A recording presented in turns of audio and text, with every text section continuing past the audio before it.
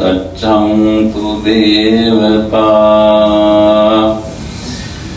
saddhammam muni rajassa sunantu sagga mokkadam dhamma savana kalo ayam pradanta dhamma savana kalo ayam pradanta dhamma savana kalo ayam pradanta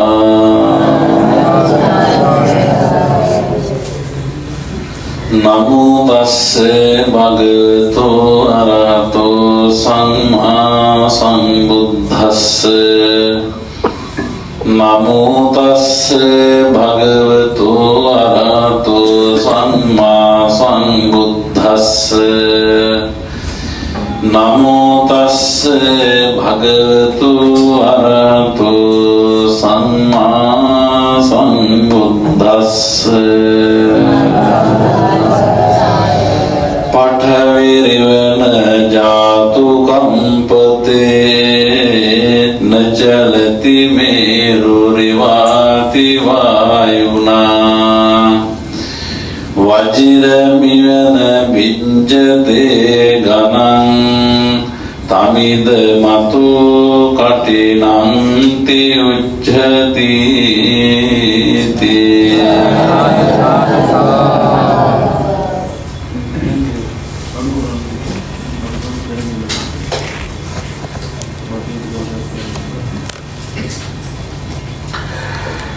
पादनीय राजमहाविहाराधीश्वर गरुकटीर्थ अपे नायक माहिपाणन वහන්සේ එවැගේම කෘත්‍යාධිකාරී බුද්ධිසුද්ධි අපේ පඬිත හාමුදුරන් වහන්සේ මෑණියන් වහන්සේලා ඇතුළුව ගරුතර සංඝරත්නයන් අවසරයි සතර පේරුවේ සත්පුරුෂ දායක පින්වත් පිරිස ප්‍රධාන පින්නතුනි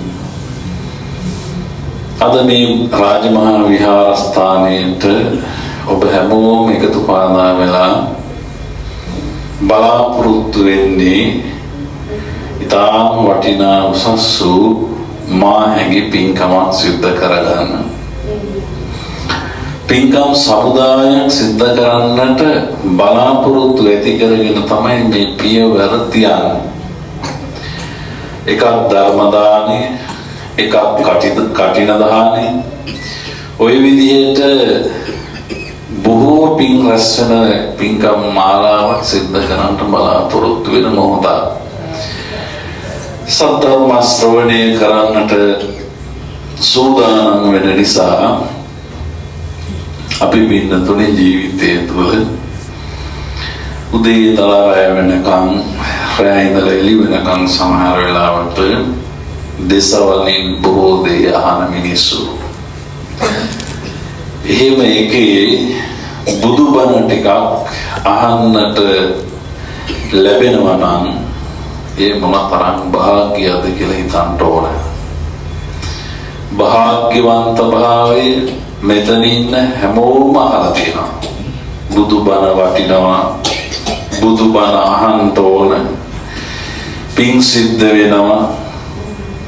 හැබැයි ඉතින් මේ බුදුබණ වෙල හරවත් භාගයේ කාටද ජීවිතේ දැනුනේ?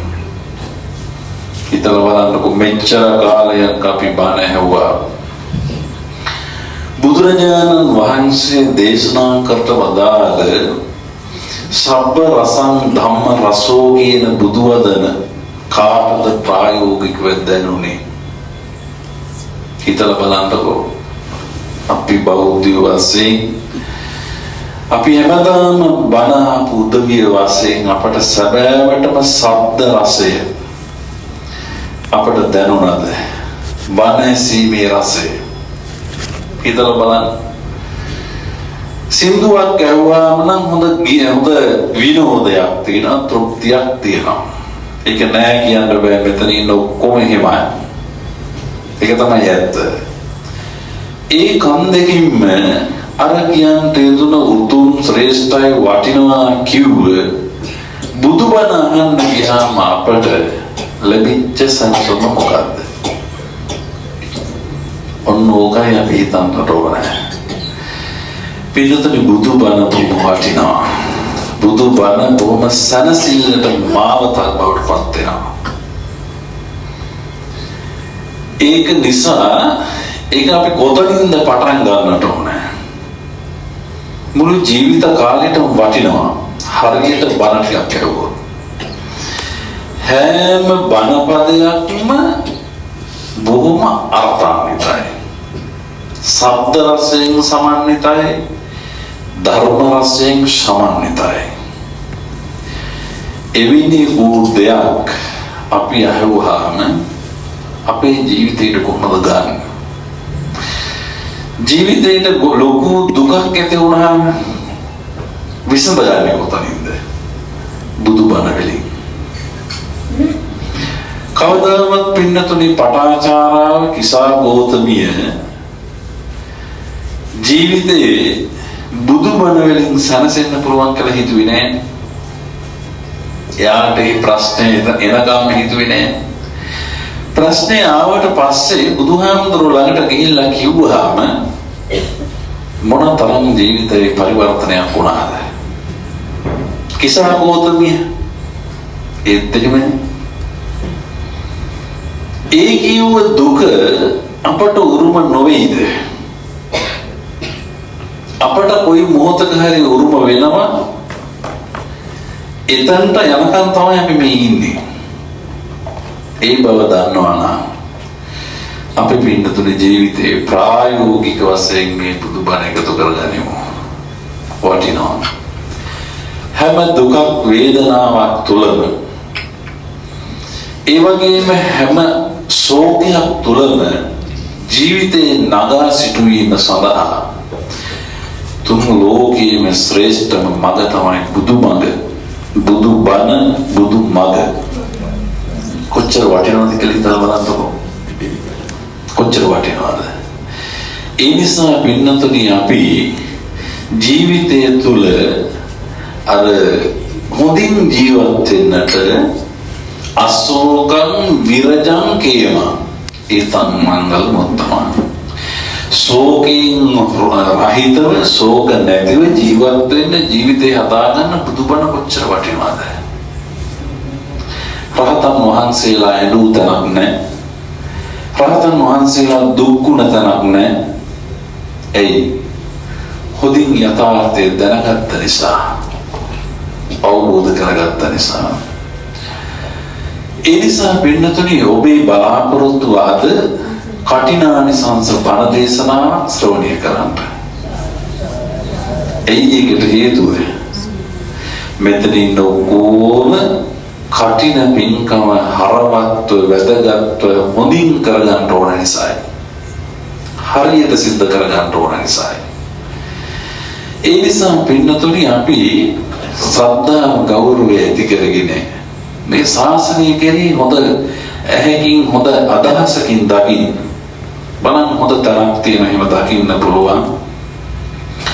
කුසල් සිතුවිල්ලක් ඇති කරගන්න පුළුවන් හොඳ මාතෘකාවක් තමයි බලන්න බුදුහාමුදුරුවෝ. මහා කාරුණිකෝ නාතෝ හිතාය සබ්බපානිනම් පූරිත්වා පාරමී සම්භා තත්තෝ සම්බෝධි මුත්තමං. බලන්නකො පින්නතුනි. මහා කාරුණිකෝ නාතෝ හිතාය සබ්බපානිනම් සියලු සත්වයන්ගේ හිතසුව පිණිස මහා කරුණාවෙන් යුක්තව පත්තෝ සම්බෝධි මුත්තමං බෝධි සම්භාරයට පත්වන්ට යෙදුණා. බුදු බව ලැබුවා බෝසත්යන් වහන්සේ. ඊළඟට ඒතර මේ විදිහට හිතාය සබ්බපාය පූරිත්වා පාරමී සම්භා සම්පූර්ණ පාරමී ගුණ ධර්මයන් පුරලා ඒ සම්බුද්ධත්වයට පත් වුණා. කවුරු වෙනුවෙන්ද? අපි වෙනුවෙන්. අපි වෙනුවෙන් සම්බුද්ධත්වයට පත් වෙච්ච උත්තමය අපට මාර්ග දෙකයි ඉගෙනුවේ. ලෝකෝත්තර සැපය සහ ලෞකික සැපය. ඔය අංශ දෙකෙන් තියෙන්නේ. සසරෙන් ඈතර වෙන මාවත ලෝකෝත්තර මාවතත් ඊට මෙහා සසර සැරිසරන ගමන යන විට අපට අවශ්‍ය කරන අවශ්‍ය විදිහට ජීවත් වෙන්න ඒවා ලබා ගන්න අපි ඒවා ලබා ගන්න මොනවද කරන්න ඕන නොකරන්නට ඕන කියන කාරණා ටික විතරයි දේශනා කරේ. එහෙනම් කොච්චර වටිනවද අපි බලමු. අපේ මෙලොව ජීවිතයට අවශ්‍ය කරන බුදුරජාණන් වහන්සේ සෝවාන් සකෘදාගාමී අනාගාමී ආදී මගඵල ලෝකෝත්තර මාවත පෙන්වුවා වගේම සංසාර ගමන දෙව් මිනිස් දෙගතියේ හෙවත් සුගතියේ ඔබම බලාපොරොත්තු වෙන සැපසේ ජීවත් වෙන්න අවශ්‍ය කරන මාවත හරිම ලස්සනට සාධාරණ විදියට දේශනා කරලා තියෙනවා. එයි උන්වහන්සේ දැනගත් පින්නතුනි අපි ඔක්කොම ලෝකේ සැපසේ ජීවත් වෙන්න කැමති. හිතලා බලන්න නැද්ද කියලා උදේ ඉඳලා රැ වෙනකම් මහන්සි ගන්නේ බණ අහන්නේ දන් දෙන්නේ වැඩ කරන්නේ ඔක්කොම කරන්නේ ජීවිතේ සැපසේ ජීවත් වෙන්න. සැපසේ ජීවත් වෙන්න. ඉතින් ඒ ලෝකේ නැත්නම් එහෙම යන ගමනේදීනේ අපට මුණ ගැහින්න පින්නතුනි අපි මෙහෙම හිටියා. මේ මොහොතේදී කුසට ආහාරයක් නැතුව කුසගින්න වේදනාවෙන් පෙළෙන මිනිස්සු කොච්චර ඉන්නවද සමාජයේ? හිසට සෙවණක් නැතුව මිනිස්සු කොච්චර ඉන්නවද? ගතට වතක් නැතුව කොච්චර ඉන්නවද? එහෙම ලෝකෙක අපි ජීවත් වෙන්නේ. මාසස ඇරලා ලෝකෙ දිහා බලන්න කිව්වා. බලලා තේරුම් ගන්න. තේරුම් ගන්නකොට මේ ලෝතුරු දහම මග වදන අවවාදේ කොච්චර වටිනවද කියලා වැටහෙනවා. ඒ නිසා කටින පින්කමක් කියලා කියන්නේ මේ පින්නතුනි ප්‍රධාන වශයෙන්ම ලෞකික ලෝකයේ ලෞකික සම්පත් ලබන්න පුළුවන් මූලිකම පසුබිම් සමාන්විතයි. ඉන්න අනතුරුව තමයි පළවෙනි ගුණධර්මයන් පුරාගෙන සංසාර දුකින් එතරව ලබන අමා නිවනින් සනසෙන්නට ලැබේවා කියලා ප්‍රාර්ථනා කරන ඊට පස්සේ ඒක හොඳට වැටහෙනවා නාගිත මහරහතන් වහන්සේගේ කතා ප්‍රවෘත්ති. සම්මා සම්බුද්ධ ශාසනයේ ආරම්භය ගත්තාම බුද්ධත්වයට පත්වලා පස්වක මහණුන් වහන්සේලාට සම්ප්‍රයුතුම් සූත්‍ර දේශනා සිද්ධ කළා. උන්වහන්සේගේ කාර්යභාරය ලෝක සත්‍යයක් කරේ වෙනුවෙන් සිද්ධ කරන්න පටන් ගත්තා. එතන ඉඳලා 69ක් ශ්‍රාවක පිරිස වැඩෙන්නට යෙදුණා. භාග්‍යතුන් වහන්සේ මොකද්ද දේශනා කළේ? චරත බික්කවේ චාරිකං බහුජනීතාය බහුජන සුඛාය අත්තායිතාය සුඛාය දේවමනුස්සානං. දේව මිනිසුන්ගේ යහපත වෙනුවෙන් වැඩම කරන්න. වැඩම කරන්න. එහෙමයි දේශනා කළේ. අන්නේ යන ගමනේදී විවිධාකාර ප්‍රශ්න වලට මැදිහත් වෙන්න වෙනවානේ. වැඩක් කරන මිනිස්සුන්ට තමයි ප්‍රශ්න ගොඩක් එන්නේ. එතකොට මේ ශ්‍රාවකයන් වහන්සේලාට පින්නතුනි එදා දැන් මේ කතා ප්‍රවෘත්ති ගොඩක් අහලා තියෙනවා. එදා ඒත් අපේ නැවත අහන්නේක වටින නිසා මතක් කරගෙන යනවා. එදා දවසේදී පින්නතුනි ඔහොම යනකොට අර වහලා තිබිච්ච දෙයක් විවෘත කරලා පෙන්නනවා වගේ ලෝතුරු බුදු අදන් සමාජගත වෙන්න පටන් ගත්තා. අන්‍යාගමිකයෝ මේ සම්බන්ධව ලොකු කලකිරීමක් තිබුණා. මොකද ඒ ඇයිට වරප්‍රසාද අහිමි වෙන නිසා. එතකොට ඒ අය මොකද්ද කොයින් හරි බලාගෙන හිටියේ වරදක් අල්ලගන්න මේ බුද්ධ ශ්‍රාවකයන්ගේ. ඒ නිසා පරම අවිහිංසාවාදී මිනිස්සුත් එදා හිටියනේ. පරම අවිහිංසාවාදී. ඉතින් මේ එහෙම සමාජයක් තුළ භික්ෂුන් වහන්සේලා බුද්ධ දේශනාවට අනුකූලව මිනිස්සුන්ගේ හිතසුව පිණිස පින්නතුනි මේ ධර්ම දේශනා කරගෙන යන අවුව වැස්ස පින්න නොබලා ඒ අන ගමනේ අර බලාගෙන හිටිය අය වැස්සට ඉතින් මේ ස්වාමීන් වහන්සේලා දෙවෙනෝ අලුතෙන් හැදෙන තනකොළක් පාගන මේවා සුදුසු දේවල් නෙවෙයි චෝදනා කළා උද්ඝෝෂණය කළා. භාග්‍යවත් බුදුහාමුදුරුවෝ ශ්‍රේෂ්ඨ නායකයෙක් විදියට එදා තිවිච්ච දෙයට මුදලට අහුම්කම් දුන්නානේ.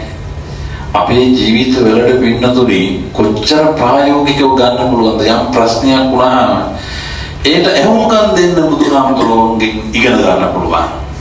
අහුම්කම් දුන්නා. භික්ෂුන් වහන්සේලාට පැනෙවුව නීතියක් හරි. ඔබ වහන්සේලා වස්වසන්න. වැසි කාලය තුල එක තැනකට වෙලා වැඩේ. කුරුළු කැදලි පවා එක තැනකට වෙලා ජීවත් වෙනවා. එහෙම එකේ වහන්සේලාට වැඩේ ඉන්න. එහෙම වුණා. ඊට පස්සේ මොකද වුනේ? සීලම ශ්‍රාවකයෝ පින්නතුනි වස්වසන්න සිද්ධ වුණා. ඔය අතර 39 පින්නතුනි පාවිය නුවර පාවා නුවර වස්වාසය කළා.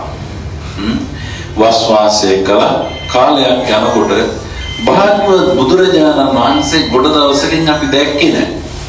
සංඝ සන්නිපාතයක් රැස් කරලා සාකච්ඡා කළා. අපි බුදුහාමුදුරුවෝ දැන් බැහැ දකින්න වඩිමු. දැන් මේ මූලික කතා සිද්ධාන්තේ. එතකොට මෙහිම වඩිනකොට සාකේත නුවරට එනකොට වස් කාලය ලැබුණා. සියලු ගමන් බිමන් අතහැරලා බුද්ධ ප්‍රඥාක්තිය ශික්ෂාපදේ සමාදන් වුණා පින්නතුනි. සාකේත නුවර 39ම වස් සමාදන් වුණා. වස් සමාදන් වෙලා වප්පුර 15ක පොහොව දවසේ මහා පවාරණයෙන් පවාරණය කරලා ආපහු සුපුරුදු ගමන වඩින්න පටන් ගත්තා. සුපුරුදු ගමන වඩින්න පටන් ගත්තා. වඩිනකොට ඉතින් ඔය හරියට වප්පුවෙන් පස්සේ වස්ස නැති වෙන්නේ නැහැ. අපේ රටට නම් වැස්ස පටන් ගන්න ඒ කාලෙට. වස් කාලේ. ඉන්දියාවට එහෙම නෙවෙයි කාලේදී මේ විදිහට වැස්සා. එතකොට වප්පුවෙන් පවාරණය කළ වඩින්න ගත්තා ආපහු ගමන. ඉතින් වැහැලා හොතටම තැබිලා වතුර වලවල් මඩ ගාගෙන තෙමීගෙන බුදුහාමුදුරුවෝ ළඟට ගියා. බුදුරජාණන් වහන්සේ ළඟට ගියාට පස්සේ හරියට කාරුණික අදහසකින් බුදුහාමුදුරුවෝ දැක්කා මේ භික්ෂුන් වහන්සේලාට තවත් සිවුරක් තිබ්බනම් කොච්චර පහසුවක්ද. මාරු කරගන්න තිබ්බනේ බෑග් එක කාලේ දාගෙන ඇවිල්ලා පරිස්සම් කරගෙන මොකක් හරි කරගන්න තිබුණානේ. ඊට පස්සේ ඔන්න මාතෘකාවට ආවා. දැන් මේ ප්‍රශ්නයක් තිබ්බ හේතුවක් වුණා. දැන් මේ විදිහට මේ ගමන ගියොත් එහෙම මේ කොච්චර අපහසුතාවයකට පත් වෙනවද කියන ප්‍රශ්නෙට හේතුවට උත්තරයක් වශයෙන් අනුජානාමි භික්ඛවේ වත්තුම් උපගන්තුම් කටිනං අත්තරිතු. ඔය විදිහට බුදුරජාණන් වහන්සේ දේශනා කළා. ඔය කටිනය ලබා ගන්න පූජා කරන්න අවස්ථාව ඉඩකඩ හදලා දෙන්නට යෙදුණා. සකස් කරලා දුන්නා. පසුබිම හදලා දුන්නා පින්නතුනි. ඉන් පස්සේ තමයි මේ කටිනිය සම්බන්ධව අපේ ගෞතම සම්බුද්ධ ශාසනයට දොරටුව විවරණය වෙන්න පටන් ගත්තේ. ඊට පස්සේ කැමැති ස්වාමීන් වහන්සේ කෙනෙකුට මේ සම්බන්ධව වස්වසන ඇසල පොයෙන් වප්පුර පොයෙන් මහා පවාරණය කරපු උපසපන් භික්ෂුව කේන්ද්‍ර කරගෙන ගිහි සදහැවතුන්ට පුළුවන් මහා ආනිසංසදායක වූ කටින මහා පින්කම සිද්ධ කරගන්නට ඔන්න මූලික පසුබිම.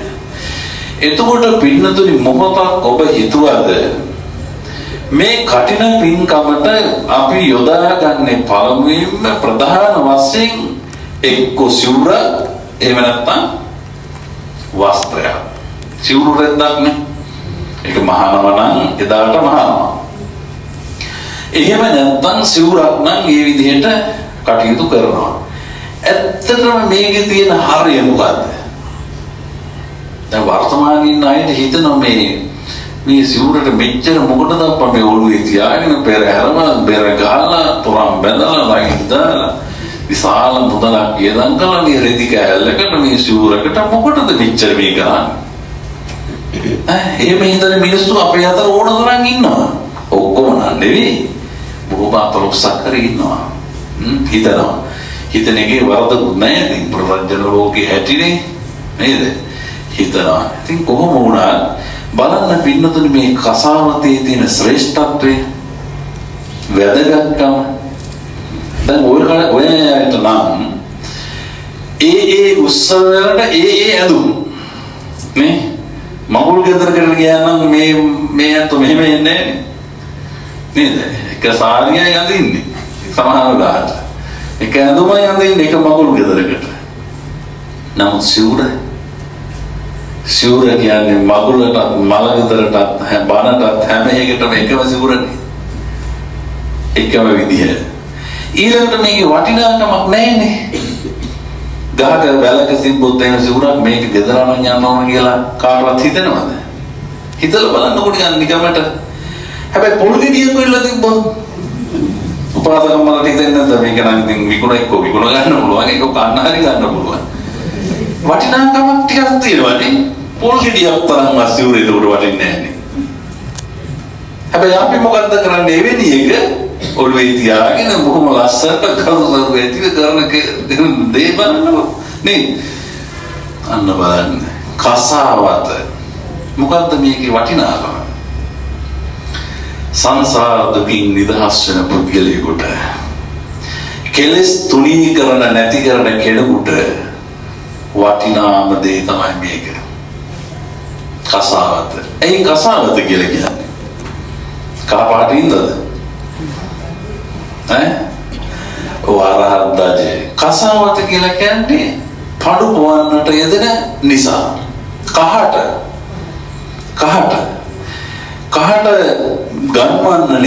ගන්වන්න නිසා දැන් කටින සීගනේ අනිවාර්යෙන් පඩු පොවන්න ඕනේ. ඒක බුද්ධ ප්‍රඥාක්තියක්නේ. කව්බින්ද තියන්න ඕන පඩු පොවන්න ඕන අදිෂ්ඨාන කරන්න ඕන. ওই විදිහට තියෙන ලොකු වගකීම් ගොඩක්. ඒ පැත්තෙන් ගිහින් කසාවත කියලා කියන්නේ ඒක කහපාටින්ද නෙවෙයි. එතකොට ඒ වටිනාකම ওই විදිහට ගත්තා මේ කසාවත හැම පැත්තකින්ම පින්නතුනේ සරලයි සුගමයි ඊටාම කෙලෙස් ධර්මයන් ප්‍රහීන කළා මේ තුන් ලෝකයේ ශ්‍රේෂ්ඨ පුද්ගලයෙක් බවට පත්වන්න වන්දනීය පූජනීයත්වයටපත් වෙන හොඳම සරලම ඇඳුමක් තමයි පින්නතුනේ ඔය කියන කසාවත.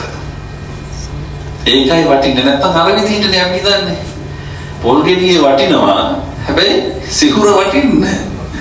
එහෙමනේ අපිට හිතෙන්නේ ඇලේ තිබ්බ පාරේ තිබ්බත් අපිට එපා. මොකද වැඩක් නැහැ.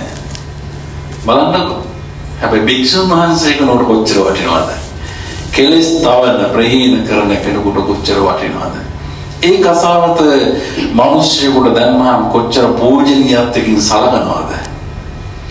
ගටිකාර ආදී උත්තම පූජකලේ වෙයි සිවුරනේ.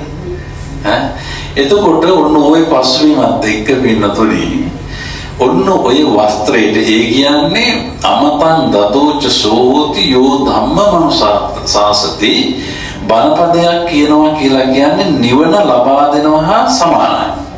නිවන දෙනවා හා සමානයි. එතකොට නිවනට පියමන් කරන කෙනාට අපි දෙන ඇඳුමක්. අපිට නිවන දෙන්න බෑනේ. හැබැයි අපි දෙනවා සියලු දේ. නේද? ඇඳුම් කට්ටලය ඇඳුමක් දෙනවා. මේක තමයි සුදුසුම ඇඳුම. තුන් ලෝකේ කොහේ ගිහිල්ලා බැලුවත් මේක තමයි ඇඳුම. දැන් බලන්නකො කොයි ලෝකෙක ගියත් මේ ක්‍රමයට සිවුර පාවිච්චි වෙන්නේ. නුවාව තියෙනවා සිවුර කොටස් ගොඩක් තියෙනවා දැන් ගාන්ටිය නුවාව. ඉතින් ওই විදිහට ඒ කරුණු වලින් සමන්විත විය යුතුමයි. එහෙම කටයුතු කරලා ගත්තාම නිවනට යන උත්තමිය පාවිච්චි කරන ඇඳුම පවා බොහොම වටිනවා. බුදු කෙනෙක් පිරිනිවන් පෑවට පස්සේ අලු ටික වටිනවා. ඒ වගේ තමයි මේ ජීවිතය. නිවනට යන්නට මහෝපකාරී වෙන දෙයක් පිළිතුරේ. ඒ නිසා තමයි කටින ජීවිතේ එක පැත්තකින් විශේෂත්වයක් ගන්න. ඊළඟට කටින ජීවිතය කියලා මේ කියන කතන්දරේ දැන් වෙන සිවුරු තියෙනවනේ. කටින ජීවිතය හැබැයි විශේෂත්වයක් ලබා දෙනවා. කටින ජීවිතේ. ඒකට හේතුවක් තියෙනවා. කටින ජීවිතයේ ක්‍රමවේදය තමයි කවදාවත් අපට ඕන කියලා සුද්ධි බුද්ධාඳුනට බුද්ධි විසුද්ධාඳුනට පූජා කරන්න බෑ. දැන් නම් ඉතින් ඒක හිතාගන්නේ අපේ කට්ටිය එහෙමනේ. පාදිනී රජමහා විහාරේ නායකයන්ට පොඩියාන්ට තමයි පූජා කරන්නේ අපි එහෙම කියලා. ශාසනයේ ව්‍යවහාරය සහ ප්‍රඥාප්තිය තමයි කවමදාම කොතනක ලෝකේ කොහෙවත් කරන්න බෑ පෞද්ගලික වශයෙන් සිවුරක් දෙන්න බෑ. කටින ජීවරය. එහෙම දෙන්න අයිතියක් නැහැ. මේක දෙන්නේ සංඝලාභයක් හෙවත් මුළු මහත් සම්බුද්ධ ශාසනයටමයි මේ ජීවරය දෙන්නේ. පූජා කරන්නේ. එතකොට එතන ලොකු වටිනාකමක් තියෙනවනේ. ලොකු වටිනාකමක් තියෙනවා. ඊළඟට මේක පින්නතුනි දෙපාර්ශ්වයටම ආනිසංස ලැබිය හැකි පින්කමක්. දෙපාර්ශ්වයටම දානයක් දුන්නොත් ඒක සංඝරත්නයේ වළඳනවා, ඒ කටයුතු වෙනවා, ඔබ සතුටු වෙනවා. එහෙම ක්‍රමවේදයක් නේ. හැබැයි මේකේ ඍජුවම භික්ෂුන් වහන්සේට වරප්‍රසාද 5ක් ලැබෙනවා. ගේ පින්නතුන්ට වරප්‍රසාද 5ක් ලැබෙනවා. ඔය කියන කාරණා සම්පත ලැබෙන්නේ නැහැ බොහෝ තැන්වලදී. එතකොට භික්ෂුන් වහන්සේට ඒ ජීවරය ගත්තාම ලොකු වගකීමකුත් පැවරෙනවා එක පැත්තකින්. වෙන සිවුරක් වගේ පාවිච්චි කරන්න බෑ. වෙන සිවුරක් ලැබුණා නම් උපසමන් භික්ෂුන් වහන්සේ දින 10ක් ඉක්ම වෙන්නට කලින් අදිෂ්ඨාන කරගෙන පාවිච්චි කරන්න පුළුවන්. එතකොට මේ කටින ජීවරේ ගත්තාම එහෙම බෑ. අරුණ වැටෙන්නට මත්තෙන් ඊවා කටිනේ අතුරන්න ඕන. අදිෂ්ඨානය කරන්න ඕන. කබ්බින්දු තියන්න ඕන. ඊළඟට පඩුවවන්න ඕන. සංඝ ලාභයක් කියන සංඝයාට මේ මෙහිම ලාභයක් ලැබුණා. මට ඒක පැවරුව ඊළඟට මම මේ පින ඔබ වහන්සේලාට අනුමෝදන් කරනවා කියලා අනුමෝදන් කරන්නට ඕන. ඒ වගේ ලොකු කාර්යභාරයක් තියෙන වැඩක්. එක තැනකදී උගන්වන බුදුරජාණන් වහන්සේ සිවුරේ වගකීම ගන්න බැරි නම් ඒ සිවුර පවරන්න එපා කියලා කියනවා. එයා සුදුසු නැත්නම් ඒ භික්ෂුන් වහන්සේ දැන් කියනකො වයසයි කියලා සී කල්පනාවක් නැහැ. හැබැයි උපසම්පදා වෙලා වායු වෘද්ධ වෙලා සී කල්පනාවක් නැහැ. ඉතින් ඒ අතරට ඒ සිවුර පවරන්න බෑ. මොකද ඒ සිවුරේ වගකීම ගන්න බැරි නිසා. නූලක්වත් කඩන්න බෑ.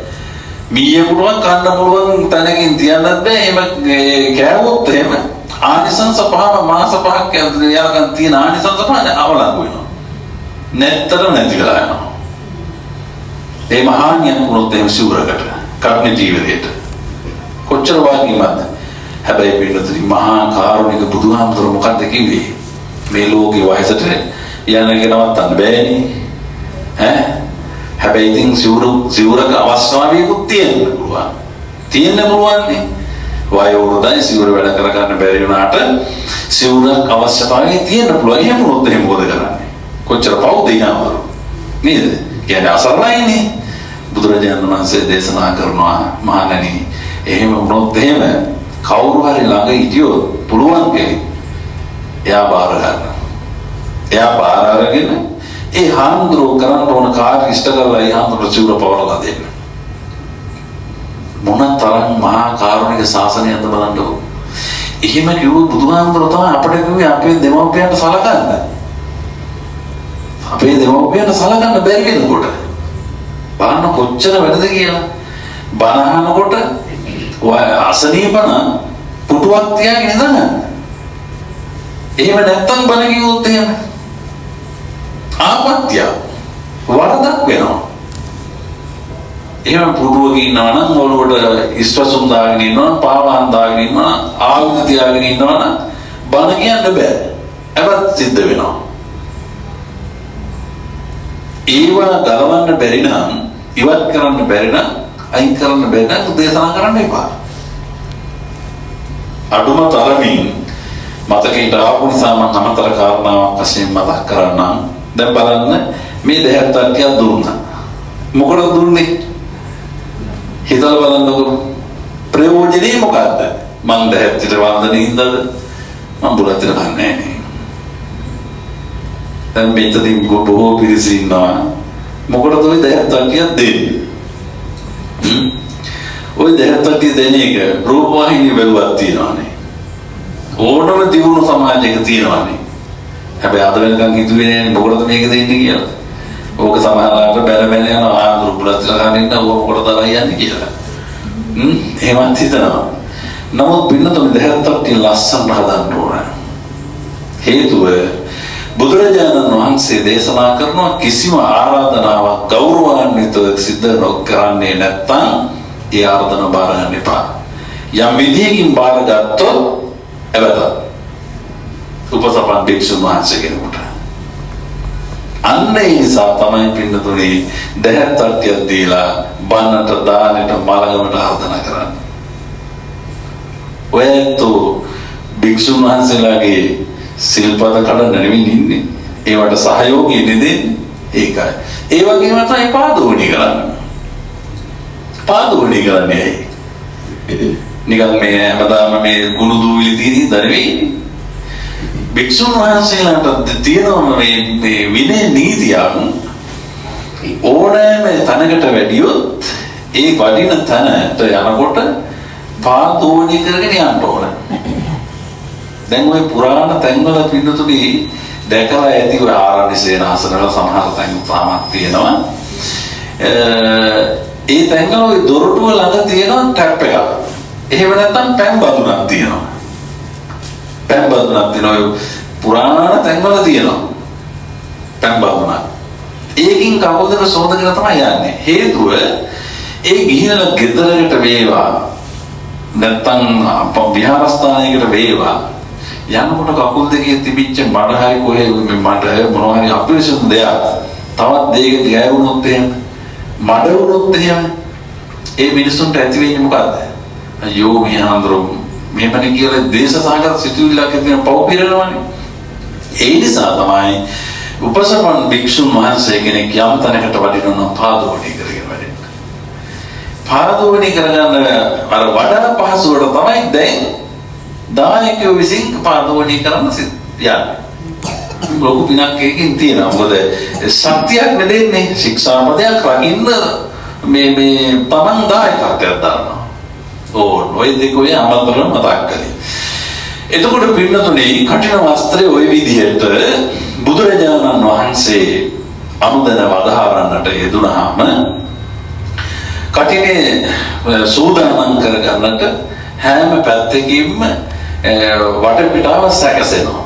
මොකද බුදුරජාණන් වහන්සේම දෙයක් දේශනා කරන්නේ නිකන් නෙවෙයි හැම කෙනෙකුගේම අභිවෘද්ධිය යහපත වෙනුවෙන්. ඔබ දේශනා කළාට පස්සේ පින්නතුනේ මේක තවදුරටත් තහවුරු කර ගැනීම සඳහා දැන් ඔය නාගිත මහරහතන් වහන්සේ කතාවට එනවා. එතකොට නාගිත මහරහතන් වහන්සේ කතාවට එනකොට ඉතින් මේ දීර්ඝ කතා ප්‍රයෝගයක් තියෙනවා. මම හිතනවා ඊට පෙර කාරණා ටිකක් කියවනම් හොඳයි. වරප්‍රසාද ටික. නාගිතාමරේ කතා හැමදාම අහනවානේ. නේද? එතකොට භික්ෂුන් වහන්සේ කෙනෙකුට මෙහෙම කටින චීවරයක් ලැබුණාම වගකීම් සමුදායක් ලැබෙනවා වගේම විනය නීති පහක් උන්වහන්සේට ලිහිල් වෙනවා. අහලා ඇති. අනාමන්තචාර, අසමාදානචාර, ඝන භෝජන, යාවදත්ත චීවර, යෝච තත්ත චීවරුපාදෝ කියන මෙන්න මේ ආනිසංස සහ උපසපන් භික්ෂුන් වහන්සේට පින්නතුනේ ලැබෙනවා. පහසුවක් විදියට. ඕකත් නෙවෙයි ඕකට්ටියට වැදගත් වෙන්නේ. ඕකට්ටියට වැදගත් වෙන කාරණා පහක් ඔය හරහා ලැබෙනවා. ඔන්න බලන්නකෝ මේ මහා පුදුමාකාර මේ කටයුත්තක් මේ කටින ජීවිතය කියලා කියන්නේ. ඊළඟට තව ටිකක් ගත්තොත් ඉස්සරහට ඔය කටින ජීවිතයේ මහා සංඝරත්නයට ලැබෙනවානේ. ඉස්සලාම ඔය අයගෙන් සංඝරත්නයට ලැබෙන මුළු ශාසනයටම. ශාසනයටම ලැබුණාට පස්සේදී පින්නතුනි ඊට පස්සේ සංඝරත්නය මේ ඔක්කොම උපසපන් භික්ෂුන් වහන්සේලා රැස් වෙනවා එතනට. රැස් වෙලා ප්‍රකාශ කරනවා ස්වාමීන් මේ භන්තේ සංඝෝ කියලා මහණෙනි මේ ශ්‍රවණය කරන අහුම්කම් දෙන්න කියලා ප්‍රකාශයක් කරනවා. මෙන්න මේ විදිහට සංඝරාජ්‍යයක් අපට ලැබිලා තියෙනවා. දැන් අද කාලේ වගේ මේ බහුල වශයෙන් ඒ කාලේ සිවුරු තිබ්බේ නෑනේ. බොහොම අමාරුවෙන් තමයි හොයාගෙන ඉන්නේ. මෙන්න මෙහෙම මේවා සංඝලාභයක් ලැබිලා තියෙනවා. ඉතින් මේ දේ කාටද පූජා කරන්න සුදුසු කෙනෙක් තෝරන්න. දැන් ඔයත් දැකලා ඇති කර්ණ පින්කම් ඉවරුනාට පස්සේ හාමුදුරුවෝ එක්ක පොයකට එකතු වෙනවා. දැන් මෙහි පොයකට තිබ්බොත් පොයකට යනවා. එහෙම නැති තැන්වල එතරම් ශාලාවේ දැන් මේ වගේ තැනකට එකතු වෙනවා. එකතු වෙලා තමයි ඔය විනය කර්මය කරන්නේ. විනය කර්මය කරන්නේ එතනදී බලන්න ඔය කට්ටිය සංඝරත්නයට පූජා කරන සංඝරත්නයට ලැබිච්ච දේ ඊට පස්සේ එතන දුනොත් සම්මුතියකට ඇවිල්ලා එකගතාවයකට ඇවිල්ලා තෝරගත්ත භික්ෂුන් වහන්සේ කෙනෙකුට නැවත වතාවක් පූජා කරනවා. ඒතකොට බලන්න කී පාරක් පූජා වෙනවද ඒක? බලන්නකො ලෝකේ කොයිද ඔය තරම් ඇඳුමකට දුන්න වටිනාකමක් තියෙන්නේ? මොන ඇඳුමටද පින්නතුනේ ඔච්චර වටිනාකමක් දෙන්නේ? කිසිම ඇඳුමකට දෙන්නේ නැහැ. බුද්ධ ජීවරයට තමයි ඔය විදිහට ලැබෙන්නේ. එතකොට පින්නතුනේ මේ විදිහට මේ සිවුර ගත්තාම පැවරුවාම බාරගත්තාම ඒ හාමුදුරන්ට ලැබෙන වරප්‍රසාදය තමයි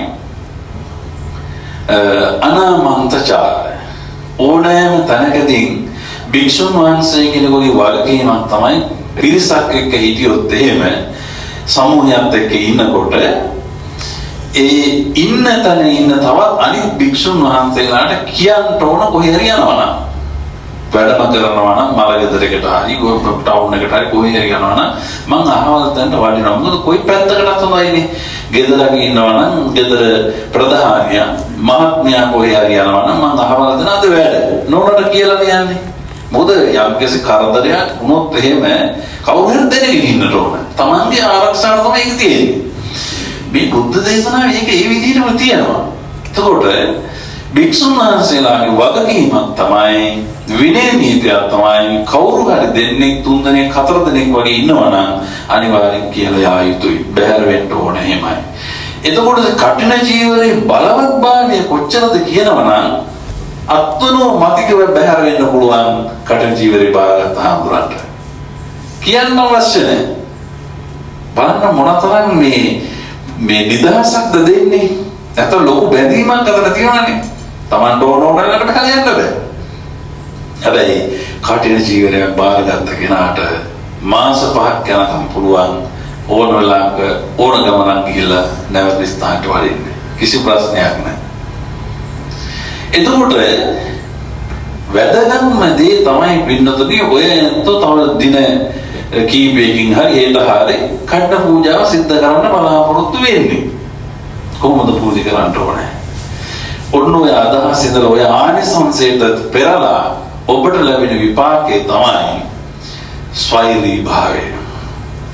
ස්වෛරී භාවය ලැබෙනවා. මෙලවට පරලොවට සසර පුරාවට පින්නතුනේ ස්වෛරී භාවය ලැබෙනවා තමයි. ඒ කියන්නේ බුදුබණ පදයක් ඇහිච්ච ගමන් අවබෝධ කරගැනීමේ භාග්‍ය ඔබට ලැබෙනවා. අපි එතකොට කඨින ජීවරයක් පූජා කරගන්නකොට ඔබ හිතන්න ඕන මොකද්ද? මේ සංසාර ගමනේ ගිහිල්ලා මේ පින් බලයෙන් මට බොහොම පහසුවෙන් බොහොම ඉක්මනින් ධර්මයේ වහා වැටහෙවා කියන ප්‍රාර්ථනාව එක බණපදයක් ඇහෙනකොට ඉක්මනට Tamanට ස්වාධීනවම තනියම අවබෝධ කරගෙන යන්න පුළුවන්. බලන්නකො අතීතේ චක්කුපාල හාමුදුරුවෝ සඳ වෙනකන් සක්මන් කළා, භාවනා කළා. ධනිෂ්ඨලිනුත් ලේයාවා. යටිපතුලෙනුත් ලේයාවා. අන්ධ වෙනකන් භාවනා කළා ඒ රහත් උනේ. හැබැයි උපතිස්ස කෝලිත දෙපළ යේදම්මා හේතුප්පවා තේසං හේතු තථාගතෝ ආහ කියනකොට මඟඵල තත්ත්වයටපත් වෙනවා. අන්න ධර්මය අවබෝධ වෙච්ච හැටි. බොහොම ඉක්මනට විනිවිදව අවබෝධ කරගැනීමේ භාග්‍ය ලැබුණා. ඒ ලැබීම තියෙනවා කඨින පූජා සිද්ධ කරලා තියෙනවා නම් සංසාර ගමනේ. කොච්චර වටිනවද එතකොට? දැන් මෙහෙම අවබෝධ කරගන්න බැරි නිසා අපි හැමදාම බණ අහන්නේ. කොච්චරකල් බණ ඇහුවද? තව කොච්චර අහන්න වෙයිද අපිට? ඒ විගේ පින්නතුනි අපි මෙපමණ නිර්මල පිරිසුදු පාරිශුද්ධ වූ ලෝතුරු ශාසනයක් ලැබිච්ච වෙලාවකදී මෙවන් පින්කම් කරන වෙලාවේදී අපි මේ කරුණ දැනගෙන ඒ පූජාව සිද්ධ කරනකොට නිවන පතනවා වගේ දෙව් සැප පතනවා වගේ මිනිස් සැප පතනවා වගේ අපි ආර ධර්මය අවබෝධ වෙන්න ඕන කියලා පතන එක කොච්චර වටිනවද? කොයිතරම් වටිනවද? ඒකට කිව්වා ස්වෛරී භාවයෙන් සමන්විත ඒ අවබෝධය ඇති කරගන්න ගැනීමේ ආනිසංසය ලබන්න පුළුවන් දායකයන්ට. ඊළඟට පින්නතුනි අසමාදානචාරය. උපසපන් භික්ෂුන් වහන්සේ කෙනෙක් වුණාම අද වගේ නෙවෙයි එදත් එහෙමයි. භික්ෂුවක් වුණාම තුන් සිවුරෙන් වාසය කරන්න ඕනේ. කොහේ ගියත් තුන් සිවුර තියෙන්න ඕන අරුණ වැටෙනකොට හාත්පස තියෙන්න ඕන. තුන් සිවුරෙන් සමන්විත වී යුතුයි. එතකොට ඒක නිසානේ සමහර අපේ ස්වාමීන් වහන්සේලා කරට සිවුරක් දාගෙන යන්නේ දෙපොට සිවුර දැකලා ඉතින් සමහර ඇත්තෝ එහෙම. යාන මහාන තියන අය නම් වාහනේ තියාගෙන ගියත් ප්‍රශ්නයක් නැහැ එහෙම යන්නත් පුළුවන්. එතකොට ඒ විදිහට තුන් සිවුරෙන් වැඩ ඉන්න ඕන උපසපන් භික්ෂුන් වහන්සේ කෙනෙක් හැම දවසකම අරුණ වැටෙනකොට. එතකොට දායක මේ එහෙම ඉන්න ඕන භික්ෂුන් වහන්සේට කටින චීවරයක් ලැබෙනවා. ලැබුණාට පස්සේ ඒකෙන් ඒ බන්ධනේ ඒ ශික්ෂාවෙන් ඔහු නිදහස් වෙනවා. ඒ භික්ෂුන් වහන්සේ තුන් සිවුර අවශ්‍ය නැහැ. තනිපොළ සිවුර තනිපොළ සිවුරෙන් ඉන්න පුළුවන්, දෙපොළ සිවුරෙන් ඉන්න පුළුවන්, තුන් සිවුරෙන් ඉන්න පුළුවන්, ඒත් පුළුවන්. ඒක කිසි ගැටලුවක් නැහැ නිදහසයි. මොකද ඒක කොච්චර සහැල්ලුවක්ද තමන්ට. සහැල්ලුවක් නේ. නැතර උපවාගකීම. එතකොට දායක පිරිසට පින්නතුනි ලැබෙන්නේ මොකක්ද? අල්පේච්ඡතා ගුණයෙන් සමන්විත ජීවිතය ගත කරන්නට සිතුවිලි පහල කරගන්න පුළුවන් සසර ගමනේදී. දැන් බලන්නකො ප්‍රත්‍යඥ ලෝකයේ හැටි. අපිට ටවුන් එකකට ගියාම කඩේකට ගියාම ලස්සන රත්තරන් බඩු කඩේකට ගියොත් මේ රත්තරන් බඩු ටික ඔක්කොම ගෙදර අරන් යන්න පුළුවන් නේද? ඒත් අපි අරන් නොගින් ඉදීද? පුළුවන් හැම පැත්තකින්ම ගන්නවන්නේ. අපේ ස්වභාවය. ඒකේ ස්වභාවයේ ප්‍රශ්නයක් නැහැනේ. ප්‍රශ්නේ තියෙන්නේ කොතනද? එහෙම සිතුවිලි තියෙන තාක් කාලයක් පින්නතුනි මේ සංසාරයෙන් නිදහස් වෙන්න පුළුවන්ද? කවදාවත් බෑ. එහෙනම් මොකද්ද කිව්වේ? තණ්හක්ඛයෝ නිරෝධෝ නිබ්බාන. තෘෂ්ණාව නැති තැන නිවන කිව්වා. තෘෂ්ණාව නැති කරන්න මොනවද කරන්න ඕන? දන් දෙන්න ඕන. අත්තරින් පුරුදු කරලා තියෙන්න ඕන. අල්පේච්ඡ ජීවිතයක් ගත කරන්න සිතුවිලි පහළ වෙන්න ඕන. එහෙම නැත්නම් මේ ගමන යන්න බෑනේ. ඔය කවුරු මොනවා කිව්වත් රජසැප විඳලා මේ සසරෙන් නිදහස් වෙච්ච කෙනෙක් නැහැනේ. හිතලා බලන්නකෝ අර කාමච්ඡන්ද මේ අත්තිකිලමතාන යෝගයේ කාමසුකල්ලිකාන යෝගයයි දෙකටම අන්ත දෙකින් නිවන් දැක පුද්ගලෙක් නැහැ. අධික සැප විඳිනවා නිවන් දකින්න පුළුවන් නම් ඉස්සලාම නිවන් දකින්නේ කවුද? බෝසතාණන් වහන්සේ. අපිට එක ගේයි තියෙන්නේ. එයාට තිබ්බ මාලිගා තුනක්. මාලිගා තුනක් තිබිලා තමයි ඔක්කොම අතහැරලා ගියේ. ඉතින් එහෙම එකේ ඉතින් අපි කොහෙද ඉන්නේ එතකොට? නේද? එතකොට දැන් මේ කියන කාරණාව අද හිට වෙන්න පුළුවන්. හැබැයි සංසාර ගමනේ කවුරු හරි සත්පුරුෂයෙක් අපට මුණ ගැහුනොත් එහෙම බලන්න බෝසතාණන් වහන්සේට කෙලෙස් වලින් සමන්විතව රජසපටම ගිජු වෙලා හිටියා නම් අද අපට බුදු කෙනෙක් ඉන්නවද? නැහැනේ. බුදු කෙනෙක් නැහැ නේද? හැබැයි උන්වහන්සේලා කවුරුවත් කියලා දුන්නද? කවුරුවත් කියලා දුන්නද මේ ජීවිතය අතහැරලා යන්න කියලා? නොයන දන් තමයි පාර කැපුවේ. සුදුසු රජු. අන්න බලන්න මෙන්නතුනි අල්පේච්ඡතාවේ සහ ස්වාධීනත්වයේ තියෙන වටිනාකම. ස්වාධීනත්වයේ තියෙන වටිනාකම දැන් ස්වෛරී භාවයේ තියෙන වටිනාකම පැහැදිලි. අන්න බලන්න. එතකොට අල්පේච්ඡ ජීවිතයක් ගත කරන්න පුළුවන් සිතුවිලි පහල කර ගැනීමේ වාසනාව ලැබෙනවා අර උපසපන් භික්ෂුන් වහන්සේට තුන් සිවුරෙන් නිදහස් කරලා මේ කටින ජීවිතය පූජා කිරීමේ විපාකය කරනකොටගෙන බලන්න කොච්චර ආනිසංසයක්ද කියලා ඒකට. ඒකට ඊළඟට තවදුරටත් හිතලා බැලුවොත් භික්ෂු ජීවිතය හරියට කොයි වගේද? හංසයෙකුට උපමා කරා. ගිහි ජීවිතේ කාටද උපමා කරේ? මොනර. ඔය උපාදකම් බලන්න. මොනරෙකුට උපමා කළා. මොනරගේ පිල්ලක බොහොම අමාරුයි ගමන යන. එතකොට ඒ ජීවිතය අතහරින්න සිතුවිලි පරම්පරාව සකස් කර ගන්න ඕනනේ. ඒකට ලොකු මාර්ගෝපදේශයක් නම් මේ පින්කම්. බලන්න කටින පූජාවක තියෙන වටිනාකම. ඊළඟට පින්නතුනේ ඝන භෝජනය. හතර නමකට වැඩි ස්වාමීන් වහන්සේලා තන ඉන්න තැනකට එහෙම තමන් සාමාන්‍ය විදිහට ආරාධනාවකින් තොරව වැඩම කළ වරදන්න අපට අයිතියක් නැහැ. ගෞරවාන්විත ආරාධනාවකින් යන්න ඕන. ඒකේ දැත්තක් දීලා පූජා කරනවා මං කියලා කිව්ව ආරාධනා කරනවා කියලා කිව්වේ ඝන භෝජනය කියලා කිව්වේ ඒකයි. එතකොට උන්වහන්සේට එහෙම සාමාන්‍ය විදිහට කියලා ගිහිල්ලා එහෙම වැළඳුවොත් ඒක වරදක්.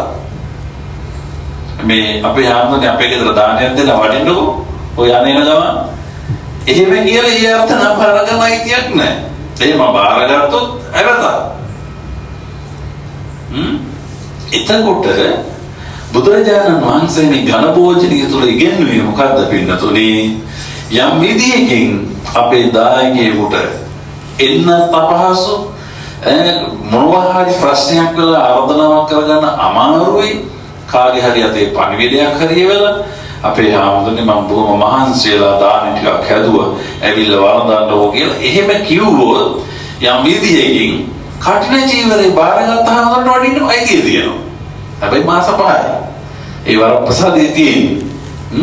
වරප්‍රසාදයේ තියෙන්නේ ඒ කාලයක් තුල. එතකොට එහෙම පුළුවන්. එහෙම නැතුව අර විදිහට නම් වශයෙන් කියලා අපේ ගෙදර තියෙන ප්‍රයිස් දාන්සර් මේ දානය පිටු දෙනවා ඒව මේවා තියෙන වඩින්න කියලා එහෙම නම් කියලා කිව්වොත් එහෙම වඩින්නත් තහනම්. බලන්න බුදුහාමුදුර මොනතරම් ශ්‍රේෂ්ඨ චරිතයක් නිර්මාණය කළාද කියලා.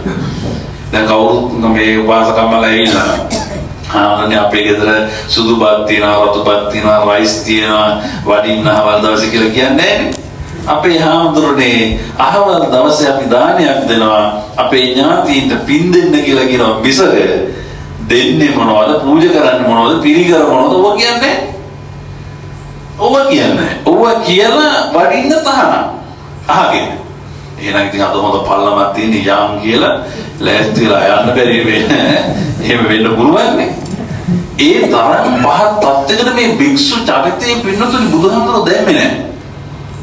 බොහොම ශ්‍රේෂ්ඨයි අකම්පිත චරිතයක් නිර්මාණය කරා බාහිර ලෝකයේ තුල එදිනදා දෛනික ජීවිතයේ තුලත් ඒක ඒ විදිහට සකස් කළා බුදුහාමුදුරුවෝ. බලන්නකො කොච්චර වටිනවද කියලා මේ බෞද්ධ දර්ශනය නේ. ඒ නිසා අර ලෝකාමිස්සයකට ශ්‍රාවකයෝ යට කරන්න ඉඩක් තිබුණේ නැහැ බුදුරජාණන් වහන්සේ. ඔබ වහන්සේලාට ඊට වඩා ශ්‍රේෂ්ඨ ගමනක් යන්න තියෙනවා. එහෙම ලාභ ප්‍රයෝජනයේ ගමන යනවා ඒක වෙන ගමනක්. අඤ්ඤාමි ලාභූපනිසා අඤ්ඤාමි බානගාමි. ලාභ ලබන මඟ වෙනයි. නිවන් මඟ වෙනයි. මොනවයි දේශනා කරන්නේ. එතකොට ඝන භෝජනයේ තුල බුදුරජාණන් වහන්සේ දේශනා කළ මේ දායකයන්ට ලැබෙන වරප්‍රසාදය තමයි සංසාර ඕගය, කාම ඕගය, භව ඕගය, ditthi ඕගය, අවිජ්ජා ඕගය. සංසාර ඕගයෙන් තරණය කරගන්න බැරි වෙන්නේ පින්නතුනේ අපි මේ දුක් විඳින්නේ. මේකින් ඈතර වෙන්න බැරි ඔන්නෝයි කාමෝගේ අපි කාම සම්පත්තියට බලන්න කොච්චර නැඹුරු වෙනවද කියලා. පංච නීවරණ ධර්ම නිවන ආවරණය කරන ධර්ම අතර පළවෙනි කාරණා තමයි කාමච්ඡන්දේ. කාම සම්පත්තිය ආදීනත්වයේ තේරුම් ගන්න බැරි නිසා අපි කොච්චර අසරණ වෙලා ඉන්නවද? හුස්ම වැටෙන ජීවිතයකටයි හුස්ම නැති ජීවිතයටයි සිතන සිතුවිල්ල බලන්නකො. පණ වගේ ආදරය කරපු පුද්ගලේ නැති වෙනවා. ඊට පස්සේ මොකද වෙන්නේ? ඒ ආදරයට මොකද වෙන්නේ? කොච්චර වෙනස් වෙනවද? මොනතරම් වෙනස් වෙනවදනේ? ටිකෙන් ටික හරි වෙනස් වෙනවා යනවනේ. අර තිබිච්ච දේ යථාර්ථයේ තේරුම් ගත්ත කෙනෙකුට අනිත්‍යතාවයෙන් සමන්විත වූ ජීවිතයක් ශරීරයක් අපට දකින්න ලැබුණොත් මම මේ වගේ දෙයකටද මෙච්චර වැළකුණේ. එහෙම කියලා හිතනවනේ පින්නතුනි. කාමෝගේ. ඒතර මේ කියන දේ තේරුම් බේරුම් කරගන්න තරම් නුවණ ලබන්නට හේතුවක් වෙනවා මෙන්න මේ ඝන භෝජනයේ කියන ශික්ෂාපදයේ උපසපන් භික්ෂුන් වහන්සේට මේ නිදහස් කරලා දෙන්න නැත්නම් ඒ විදිහට වරම් ප්‍රසාදයට දායකත්වය ලබා දීමේ ආනිසංසයක් වශයෙන් භවයේ පිළිබඳවත් එහෙමයි. අපි මෙලව විතරක් නෙවෙයි සංසාරේ දිගටම යන්න ඕන කියලා සමහරව හිතාගෙන වැඩ කරන අය තියෙනවා. ඒකත් තෘෂ්ණාවක් නේ. කාම තණ්හා, භව තණ්හා, විභව තණ්හා කියලා කියන්නේ. ඊළඟට දිට්ඨි තමන්ගේ දෘෂ්ටියත් එහෙමනේ. දෘෂ්ටිගත වුණොත් එහෙම ගහකට වුණත් ගලකට වුණත් වදින්නට තරම් උදන්නට තරම් ඒ පුද්ගලයා වැරදි දෘෂ්ටියේ පිටලා ඉන්න තාක් එයා සුගතියකටපත් වෙන්න පුළුවන්ද? හරියට කොයි වගේද? සාරි බැමිණිය වගේ. පුතා සාරිපුත්ත මහ රහතන් වහන්සේ කෙනෙක්. හැබැයි අම්මා තාමත් මිත්‍යා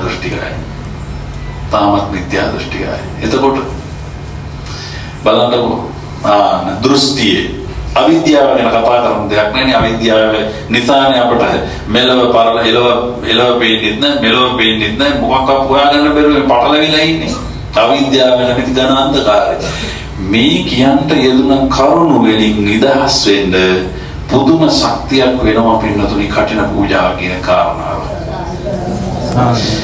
මේ කාරණාව විතර මම මතක් කළේ ඔයත් හෙට පූජා කරනවා නම් ඔය අදහස් ඇතුළත තමයි පූජා කරන්න ඕන. එයි මම මෙහෙම කියන්නේ. ඔය පූජා ඔච්චර ඔළුවේ තියාගෙන මේ සියලු කැපවීම් සිද්ධ කරලා හැම දෙයක්ම කරන්නේ ඇයි? කරලා ප්‍රාර්ථනා කරන්නේ මොකද්ද අපි? සංසාර දුකින් නිදහස් වෙන්න නිවනයි. නිවනයි ප්‍රාර්ථනා කරන්නේ. නිවන ප්‍රාර්ථනා කරන එකේ අර කිව්ව කාරණා ටික හදාගත්තොත් මොකද වෙන්නේ? ඔය ටික ප්‍රාර්ථනා කරාම මොකද වෙන්නේ? නිවන එතනම තියෙනවනේ. කාමෝගේ, භවෝගේ, දිට්ඨියෝගේ, අවිජ්ජාවෝගේ කියන ඕග හතර ප්‍රහීන කළා නම් තේරුම් ගත්තා නම් ඒ මොනවද නිවනට ගිහිල්ලා නිවන අවබෝධ කරගෙන බලන්න කොච්චර වරප්‍රසාදයක්ද ඒක එතකොට. පාරමී පුරනවා කියලා කියන්නේ පින්නතුනි ඕකනේ. එහෙම නැත්නම් මේ අපි හිතන විදිහට දාන දීලම නිවනටපත් වෙන්න පුළුවන් කියලා සමහර අය විදානේ. ඒකම විතරක් ප්‍රමාණවත් මදි. මේ පැත්තෙන් මේ පසුබිම සැකසෙන්න ඕන. කඨින ජීවනය පූජා කිරීමෙන් බලන්නකෝ ලැබෙන ආනිසංස ස්වෛරී භාවය ඊළඟට අල්පේච්ඡතාවය දැන් මෙතන මේ කාමෝගේ භවෝගේ ඕග හතර තුනී කරගන්න එක දෙයකින් දානයක් දුන්නාම පංචානිසංස ප්‍රධාන වශයෙන් ලැබෙනවා. එක දෙයක් කරන්නේ හැබැයි ආනිසංස මේ හතරක් ලැබෙනවා, පහක් ලැබෙනවා පංචානිසංස. ඒතකොට මේ පංචානිසංස ලැබීම තුළ යම් ජීවිතයක් ලැබුණා නම් පින්නතුනි ඒ ජීවිතය තුළ තමයි අපට පුළුවන්කම තියෙන්නේ අපි බලාපොරොත්තු වෙන නිවනට යන්න. හරියට කොයි වගේද? සමත භාවනාවෙන් සිතේ ඒකාග්‍රතාවේ පත් කරගන්නවා. ඒකාග්‍රතාවයට පත් වෙච්ච හිත තුළ මොකක්ද අපි රෝපණය කරන්නේ? විදර්ශනාව නැමැති බීජය රෝපණය කරනවා. බලන්නකෝ මේ ක්‍රමවේදය එතකොට ඒ වගේ තමයි මේ කාර්ය භාගය. සංසාර ගමනේ එතකොට මේ ඔක්කොම අපි කරගෙන තියෙන්න ඕන. නේ? බෝසත් උත්තමයෝ සාරා සංකේකල්ප ලක්ෂය ඊට පෙර සොරසා සංකේ කල්පලක්ෂය මේ සතරේ පෙරම්පුරි ඕක නිසා. සම්පතිස්සාකාරයකට දසපාරමිතා පෙරේ ඕක නිසා. නැත්තම් ඉතින් අපි හිතන විදිහට මාසිකට වතාවක් දානි පූජා කරලා පන්සලට නිවන ප්‍රාර්ථනා කරනවා. හරියට නිකන් මේ අපේ ගෙදරකට යනවා හදනවා වගේ. එහෙම පුළුවන් මේ දෙක දෙකකින් නිවන් දකින්න. දැන් පැහැදිලි නේද මේ කොච්චර වපසරියක් සම්පූර්ණ වෙන්න ඕනද? මලක් පිපෙන්න උදේට සූර්යාලෝකය ඕන, ඒක වතුරෙන් මුටට ඇවිල්ලා තියෙන්න ඕන නේද? ඒකට සුදුසුකම් ටික තියෙන්න එපා. එහෙම වෙලා ආලෝකය වැටෙනකොටම මල විකසිත වෙනවා, පිපෙනවා. ඒක දෙයක් ඉර පැවුව කියලා වතුරේට නම් මල තියෙන්නේ මොනව කරන්නද? අපේ ජීවිතේ කොච්චර හරි පෞද්ගලික තියෙනවා නම් බුදුරු 1000ක් 15ක් වැඩක් නැහැ. සුදුසුකම් නැහැ. ඉතින් ඕක නිසා නේද පින්නතුනි අප්පමාදේන සම්පාදේත කියලා පිරිනොම් මංචකයේදී කිව්වේ. අවුරුදු 45ක් බණ කියලා අවසානයේදී කිව්වේ අප්පමාදේන සම්පාදේත. අප්‍රමාදීව කටයුතු කරන්න. ඇයි? ගොඩක් තියෙන ඔබේ ජීවිතය තුළ කරගන්න. ඒ ටික කරගන්න. අප්‍රමාදී වෙන්න. ඊළඟට පින්නතුනි තමන් යාවදත්ත චීවරං. යාවද හතරවෙනි කාරණාව. යාවදත්ත චීවරං කියන කාරණාවේදී කියවෙන්නේ උපසම්පන්න භික්ෂුන් වහන්සේ කෙනෙකුට පින්නතුනි තමන්ට ලැබුණා නම් චීවරයක්, අපි උදාහරණයක් විදිහට ගත්තොත් චීවරයක්, ඒක තමන් මේ දවස් 10ක් ඇතුළත පාවිච්චි කරන අදිෂ්ඨාන කරන්න ඕන. දවස් 10ක් ඇතුළත අදිෂ්ඨාන කරගන්න බැර ඒක පච්චුද්දන්නේ නැත්නම් අයින් කරන්න ඕන. එතන කාමරේ ඉවත් කරන්න ඕන. නැත්නම් අදිෂ්ඨාන කරලා පාවිච්චි කරගන්න. එහෙම ක්‍රමවේදයක් තියෙනවා. එතකොට බුදුරජාණන් වහන්සේ කියනවා කටින ජීවරයක් බාරගත්ත මේ උපසපන් භික්ෂුන් වහන්සේට එහෙම සිවුරු දින 10ක් යනකම් ඉඳ අවශ්‍ය නැහැ. ඒ ඕන කාලයකදී ඒක පාවිච්චි කරන්න පුළුවන්. ඒකේ ගැටලුවක් නැහැ. දින 10ක් පෑන්නා කියලා ගැටලුවක් නැහැ. ඒ වරප්‍රසාදයේ දීලා තියෙනවා. ආනිසංසයක් වශයෙන්. ඒක ගැටලුවක් නැහැ. පාවිච්චි පරිහරණය කරන්න පුළුවන්කම තිබෙනවා. එතකොට පින්නතනේ ඔය ඇත්තන්ට ලැබෙන ආනිසංසය තමයි සතර සතිපට්ඨානයේ වහා අවබෝධ කරගන්න වහා වඩන්නට තරම් භාග්යක් ලැබෙනවා පින්නතුනි ඒ උතුම් පින්කමේ ආශිර්වාදයෙන් අනුහසින්. බලන්න කොච්චර වටිනවද කියලා. දැන් මෙතන ඉන්න උපහාසක මහතුරු අපි කවුරු සතර සතිපට්ඨානයේදී මොදේට කට පුරාම පාඩම්. ඒ උනාට ගියපු තැනක් නැහැනේ. අවබෝධ කරගත්ත කෙනෙක් නැහැනේ. වඩපු කෙනෙක් නැහැ. වැඩෙන කෙනෙකුත් නැහැ. වැඩෙන කෙනෙක් ඉන්නවද? වැඩෙන කෙනෙක් ඉන්නවා මෙතන ඉන්නවද? බලන්නකෝ.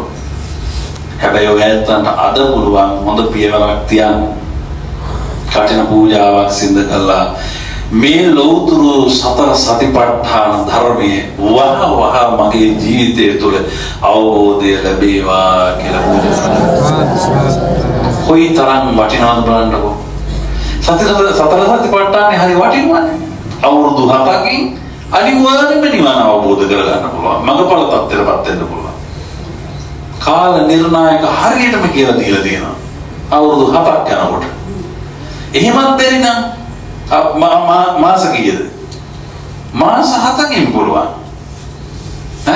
මාස 7කින් ඔය විදිහට 7න් අඩු වෙනවා. දන්නවනේ නේද? එහෙම ඇවිල්ලා දවස් 7න් පුළුවන් කියලා කිව්වා. හරියට වැඩුවා. මේක මේ ජීවිත කාලේ වැඩුවත් අපිට බෑනේ මේක කරගන්න. ජීවිත කාලේට. එතකොට අපි කොච්චර කෙලස් වලින් පිරීලාදනේ? සංසාරගත සත්‍යය හැටියට අපි ප්‍රත්‍යජ්‍ය විදියට හැම මොහොතකම පින්නතුනේ මේ කර්ම තමයි රැස් කරන්නේ. හැබැයි අපි දන්නේ නැහැ. හැම තප්පරයක් පාසාම කර්ම තමයි රැස් වෙන්නේ. ඒක හොඳ හරි නරක හරි. හැබැයි විපාක තියෙනවා බය නැහැ. මහ පොළොවේ ගත්තම පස්සේ හොඳ දේ තියෙනවා, නරක දේ තියෙනවා. හොඳ දේ හැදෙනවා, නරක දේ හැදෙනවා. මහ පොළොව වගේ අපි හිත. හැබැයි වැඩිපුර හැදෙන්නේ මොනවද? මහ පොළොවේ. හොඳ අරටු සමුගස් හැදෙනවද? හැමතැනම රන්රිදී මුතුමැණික් තියනවද? නෑ. අන්න ඒ වගේ තමයි. හරි අමාරුයි රෝස පැලයක්, සමුන් පැලයක් හිටවා ගන්න කොච්චර මහන්සි වෙනවද? වතුර දාන්න ඕන, වැටවල් ගහන්න ඕන, බලන්න ඕන, සොයන්න ඕන. ගොඩයි. තනකොළ බලන්නකො. මේ මාසෙත් කියලා වෙනවා, ලබන මාසෙත් කියලා වෙනවා. ගලවන්න හැදෙනවා. පින්නතුනේ අපේ හිතත් එහෙමයි. අපේ හිත යන්නෙම නොමගටමයි යන්නේ. නොමගට කියපු එක හිතක්වත් මෙතන නැහැ. ඔක්කොම කියපු අය තමයි ඉන්නේ. මම නෙවෙයි කියන්නේ. භාග්‍යතුන් වහන්සේ. කස්සච්ඡාන විජ්ජන්ති කස්සනන්ති අපාගතා. හැම පුද්ගලෙක්ම ලෝකේ නොමග යනවා. හැම පුද්ගලෙක්ම යනවා. වැදගත් දෙන්නේ මොකද්ද? නොමග කියලා තේරුම් අරගෙන සුමගට එන එකයි වැදගත් වෙන්නේ. වටින්නේ. වෙන්න කියලා කිව්වේ එහෙම කෙනෙක්. බුදුහාමුදුර අපට උපදෙස් දුන්නේ එහෙමයි. හැමෝම යනවා. අපේ හිත එහෙමයි. ඒක නිසා තමයි සචිත්ත පරියෝධපණ හිත දමනය කරගන්න. මහන්සි ගන්නවා. අපි මෙතන කොහොම හිටියත් වචනයත් සංවරයි, ගතත් දෙයනේ කියලා සංවරයි. හිතේ ඇති වෙන දේවල් බලන්න පුළුවන් නම් අපි කවුරුත් මෙතන නැහැ. ඇයි අප්පා මේක කොයි වෙලාවෙ ඉවර වෙයිද? හෙට දහසක් වැඩ තියෙනවා. අපිට කොච්චර වැඩ තියෙනවද? කන්න යන්න ඕනේ. කන්න ටිකක් පාන්සලෙන් දෙයිද? දවසක්වත් ඔය කියෝ නොකිය හැම දෙයක්ම අපේ හිතට තප්පර ගානක් ඇතුළත ඇති වෙනවානේ. හිතලා බලන්න නැද්ද කියන්නේ? දහසක් දේ ඇති වෙනවානේ. චිත්ත ශක්තිය හැබැයි හිත හදාගත්තොත් අල්ලගත්තොත් අපිට පුළුවන් උඩින් යන්න. අපිට තේරෙන්නේ එහෙමනේ උඩින් යන්නත් පුළුවන්. හිත දියුණු කරෝ. ඒ තරම් ශක්තියක් දෙයක් මේක. බලන්නකෝ දැන් හඳ කිව්වම හඳේනේ අපි ඔක්කොම. දැන් මෙතන ඉන්න ඔක්කොම අපි හඳ කිව්වම හඳේ. කොච්චර වේගයක් තියෙනවද ඒතකොට මේ හිතට? කොයිතරම් බලයක් තියෙනවද හිතේ? ඒ අන්න එවන් හිත තමයි භාග්‍යතුන් වහන්සේ කිව්වේ දමනය කරගන්න. එතකොට ධන භෝජනයේදී ඔය කිව්ව සතර සතිපට්ඨානේ නිවනට ඍජුවම බලපාන සතර සතිපට්ඨානය අවබෝධ කර ගැනීමෙන් භාග්‍ය පින්නතුගේ තියෙන කටන පූජාව තුළ ඊළඟ කාරණාව අවසාන කාරණාව තමයි යෝච දත්ත ජීවරං අවසාන කාරණාව. උපසමන භික්ෂුන් වහන්සේ කෙනෙකුට ඔය ලැබෙන ඔක්කොම පිළිගන්න අයිතියක් නැහැ. එහෙම ළඟ තියාගන්න බෑ. පිළිගන්න බෑ එහෙම. එතකොට මේ ජීවරය බාරගත් භික්ෂුන් වහන්සේට පුළුවන් ඕන දෙයක් බාර ගන්න පුළුවන්. පරිස්කාර ඕන ප්‍රමාණයක් බාර ගන්න පුළුවන්. 1000ක් පූජා කරොත් 1000ම බාර ගන්න පුළුවන්. අනේ හොඳයි කියලා. තවත් පුළුවන් නම් ගේන්න කියලා කියන්නත් පුළුවන්. එහෙමදී නම් එහෙම කියන්නත් පුළුවන්. බාර ගන්න පුළුවන් ලැබෙන ඕන දෙයක්. දැන් උපසපන් භික්ෂුන් වහන්සේකට එන්න ළඟ පාවිච්චි ගන්න බැරි නිසා තමයි හැම විහාරස්ථානයක ගබඩාවක් තියෙන්නේ. ගබඩාවකට දාන්න කියලා කියන ගබඩාවක් තියෙනවා හැම තැනකම තිබිය යුතුයි ඒක. එහෙම මේක මොකද හේතුව සියලු සංඝයාගේ ප්‍රයෝජනය සඳහා ස්ථානගත කරන්න ඕන ගබඩාව. Taman සතු නෙවෙයි. Tamanට අවශ්‍ය දේ පමණයි තමා ළඟ තියාගෙන පාවිච්චි කරන්න. අමතර දෙයකට යන්න බෑ. එතකොට ජීවරය ලබාගත් භික්ෂුවට පුළුවන් ඒ දේවල් ලබා ගන්න. ඒ වරප්‍රසාද ඒ විදිහට තියෙනවා. ඒකේ විපාකයේ වශයෙන් අපට ලැබෙනවා මහා පුදුම දෙයක්. හරිම වටිනා දෙයක් ලැබෙනවා.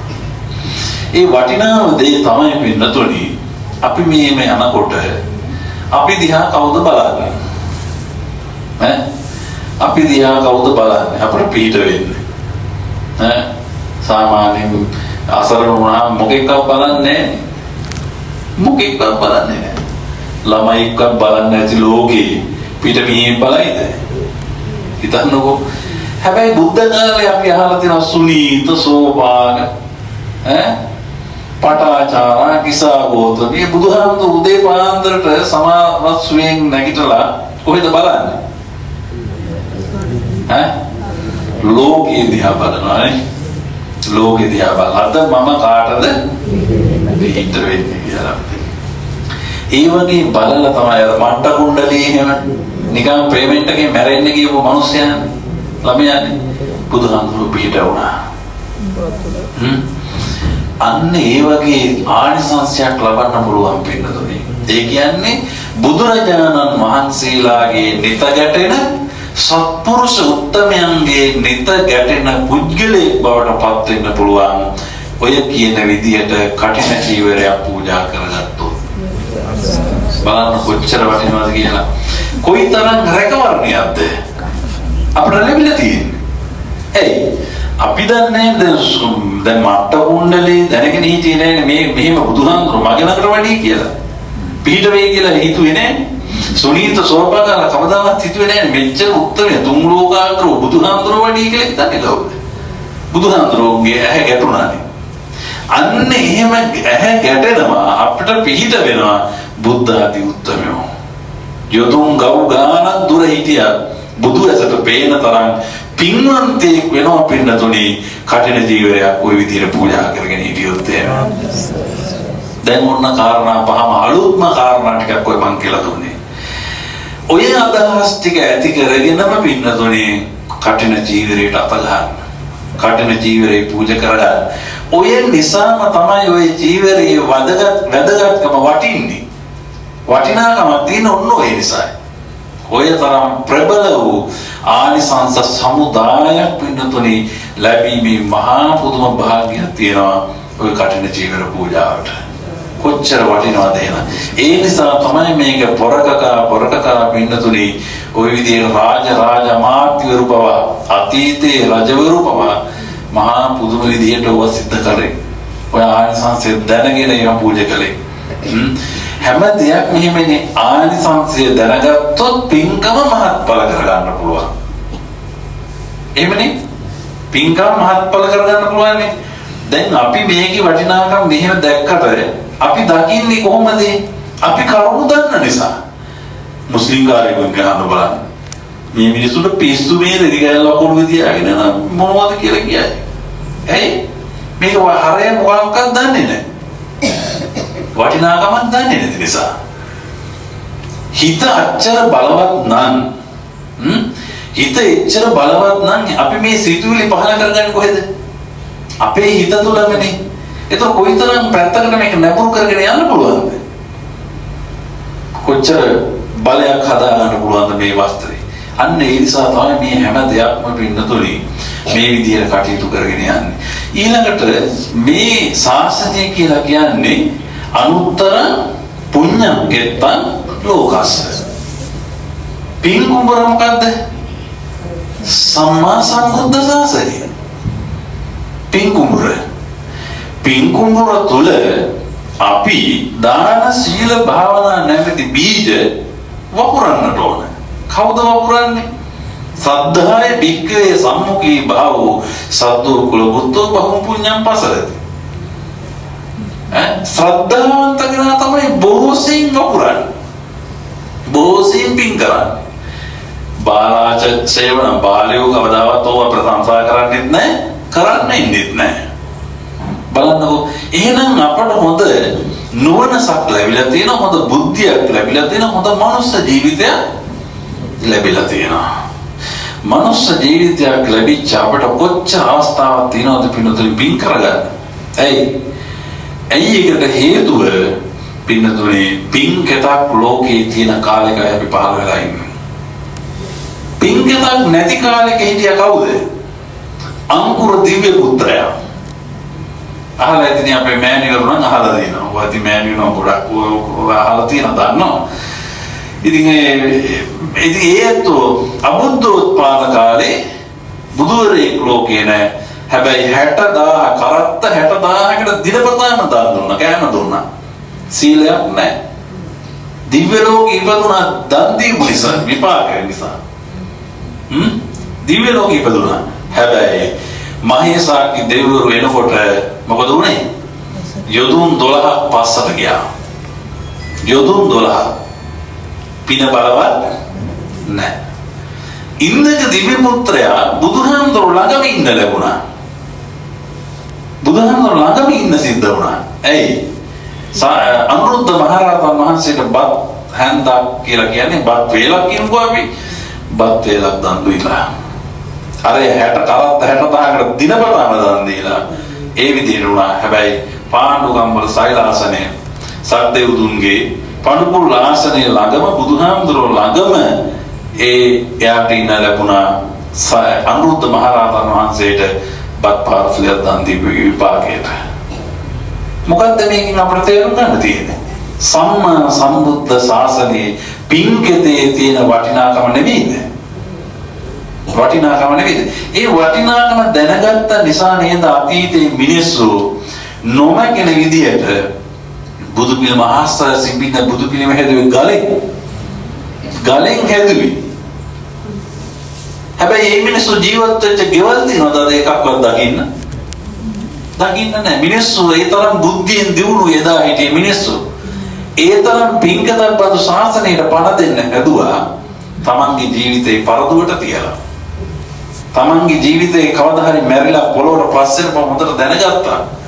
දැනගෙන ඒ ඉන්න ඕන පුංචි කාලේට ඒ මිනිස්සු ගයක් හදාගත්තා.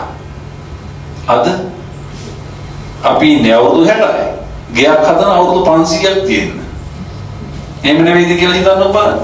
අපි හදන ගෙවල් හතරණින් හදන්න පුළුවන් නම් ඒත් හදනවා. කල්පයක් පවතින්න පුළුවන් නම් ඒත් හදනවා.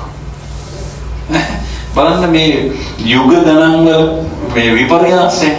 එදා මිනිස්සු එහෙම කළුගලට පණ දෙන්න පුළුවන් යුගයේ කළුගලට පණ දීලා ශාසනය වෙනුවෙන් කටයුතු කළා. ඉතින් මේ මිනිස්සුන්ට අපට එහෙම වරප්‍රසාදයක් නැහැ. අපට කළුගල එක හැප්පෙන්න බෑ. එහෙම තාක්ෂණය අපට නැහැ. නමුත් එදා කොච්චර තිබ්බද? ඒ මිනිස්සුන්ට පුළුවන්කම තිබ්බනේ ගලින් ඔය ගෙවල් හදාගන්න. හැදුවේ නැහැ. අවබෝධය තිබ්බ හොඳට. දැනගත්තා පින්කතක් ලැබුණා. දුර්ලභ මනුෂ්‍ය ජීවිතයක් ලැබුණා. ඒකින් අපි ප්‍රයෝජනෙ ගන්න ඕනේ. ඒ නිසා තමයි අර කැඳවුරු පේන පොළොන්නරුවට එහෙම ගියාම කැඳවුරු මේවුරු කොයිතරම් විශාල ප්‍රමාණයක් තියනවද? සෙල්ලමද? කොහොම කටයුතු කරලා ඇද්ද එතකොට? ඒ වගේ අපි කීයෙන් මොනවද කරන්නේ? අපි ඉතින් උපරිම වුණා මාසිකට තරම් දාන ටිකක් දෙයි. ඒ දීලත් ඉතින් මොනවා කියනවා කියාගෙන යනවා දන්නේ නැහැ. යන ගම ඔය පාසලට කොච්චර හම් වෙනවා මොනවද කියලාත් කී යයි. නෑ ඕම නේද? නමුත් අපේ ලෝක කොච්චර වගකීමක් තියනවද හිතලා බලන්නකො. එතකොට ඔය විදියට ගත්තාම ඔය පැත්තෙන් බලුවාම එහෙමයි. ඉතින් මේ අනිත් කාරණා තමයි කටින පූජාවක් ගත්තාම තවදුරටත් ඉතින් කියනවා නම් පැය ගානක් කියන කාරණා තියෙනවා. කටින පූජාවක් කරනකොට මේ හිතන්නකො බලන්න පින්නතුනි. කටින පූජාවක් සිද්ධ කරනකොට එක්ක උදෑසන ඒ චීවරය හරි වස්ත්‍රය හරි ගෙනාවහම පූජා කරනවා. සාංගික කරලා සමහර තැන්වල උදේ පාන්දර පූජා කරනවා සංඝ සතු කරලා. එහෙම නැත්නම් වස්ත්‍රේ බාර අරගෙන මහානම දවල් දානේ දක්වා සිවුර මහානම කට්ටියක් ඉතින් ඒක අල්ලගෙන එහෙම කටයුතු කරලා ඒ දවල්ට පූජා කරනවා. එතකොට ඔය පූජාව සිද්ධ කරාට පස්සේ ඒ පන්සල් භූමියට මොනවා හරි දෙයක් පූජා කරනවා. ලැබෙන ආනිසංසය තමයි මොනවද? ඉදිකට්ටක් පූජා කරා කියන්නකො. ඒ හැමෝටම ලැබෙන්නේ පින්නතුනි කටිනානිසංස ධර්මයමයි. මහා කාරුණික ශාසනයේ තියෙන වරප්‍රසාද වේ. හැමෝටම ඕක කරගන්න බැරි වෙන්න පුළුවන්. හැබැයි කෙනෙකුට පුළුවන් පස්පංගුව පෙරට්ටයක් පූජා කරන්න. සිද්ධාලේ පෙරොප්පියක් පූජා කරන්න. එහෙම පූජා කරන්නේ නිකන් නෙවෙයි කල්පවෘක්ෂයක් හදන්නේ අර. ඒක ගිහලා ඔක්කොම තියන්නේ ඕක නිසා. ඒ හැම එකකටම ලැබෙන්නේ පින්නතුනි කටිනානිසංසමයි. එදාට මධ්‍යම රාත්‍රී වෙනකම්ම ඒ ආනිසංසය ඒ විදිහට ලැබෙනවා. ඊට පස්සේ ලැබෙන්නේ නැහැ. වෙන දවස්වල දාන ගෙනාව කියලා ආනිසංස ලැබෙන්නේ නැහැ. එදා දවසේදී එහෙම කළොත් අනිවාර්යයෙන්ම කටිනානිසංසමයි ලැබෙන්නේ. එහෙම කියලා ඉතින් අපේ උපාසකම පස්පංගු පකට් ගෙනලා පුරවන්න එපා. ආන්තරොන්ඩුවා බීලම අපවත් වෙන්න කියලා. දැන් ගේන හරියක් ගේන්නෙම ඕවනේ. පස්පංගු පකට්ටේ උයි නෙමෑනියෝ. ගේන්නෙම ඕවද පස්පංගුයි සිද්ධාලේපයි අර සමාන් පකටුයි පැන්ඩෝලුයි පින්නතුනි අපි හිතන්න ඊට වඩා හොඳ සුන්දර පැත්තක් අපි අවබෝධ කරගන්න ඕන. 84000 වියදම් කළා ජේතවනාරාමයේ පූජා කළා නම් නේද? කොච්චර ඒ ලස්සන කතාවක් නේ ඔය ජේතකුමාරයාගේ කතාව. ඉතින් ඒ වගේ මේ පන්සලට අවශ්‍ය කරන කොච්චර දේවල් ඇද්ද? නේද? ඉතින් ඒ වගේ දේවල් පූජා කරා නම් මොකද වෙන්නේ? පස්පංගු පෙරට පූජා කරනවා කියන වඩා පස්පංගු පෙරට නැතුව නෙවෙයි ගේන්න ඕන. ඉතින් එතකොට මේ ඒවත් අපි තේරුම් අරගන්න ඕන පත්තෙන්දක් හරි ඔය හැම දෙයකටම මොනවා හරි හේතුන් තියෙනවා පින්නතුන් කටින පූජා හැම දෙයකටම හේතු තියෙනවා. ඈත තියලා සාදු කිව්වත් මහා පුදුමානිසංසයක් ලැබෙනවා. අර පූජාවක් කරනවා පන්සලකද ජේතවනාරාමයේ මට මතක විදියට අහනවා එක්කෙනෙක් ඈත තියා ඉඳලා ඒ පින්කම දැකලා සාදු කියලා අනුමෝදන් වෙනවා. එයාට රත්තරන්ෙන් දිව්‍ය මාලිගාව පහළ වුණා කියලා කියන්නේ. අනිත් රිදීන් එහෙම වැඩි හම්බුණා කියලා කියනවා. ඒ තරම් බලවත්.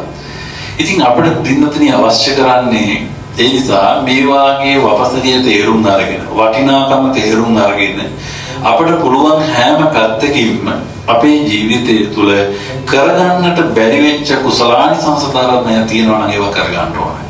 දැන් අෂ්ටපස්කාරය අපි පූජා කරගන්න බැරි වුණා කියනකො එකපාරට. නමුත් එකෙන් එක හරි පූජා කරගන්න පුළුවන් නම් එකපාරක පාත්‍රය, එකපාරක අඳනේ, එකපාරක සිවුර. ওই විදිහට 8 අවස්ථාවකදී හරි පූජා කරගන්න කියලා කියන්නේ.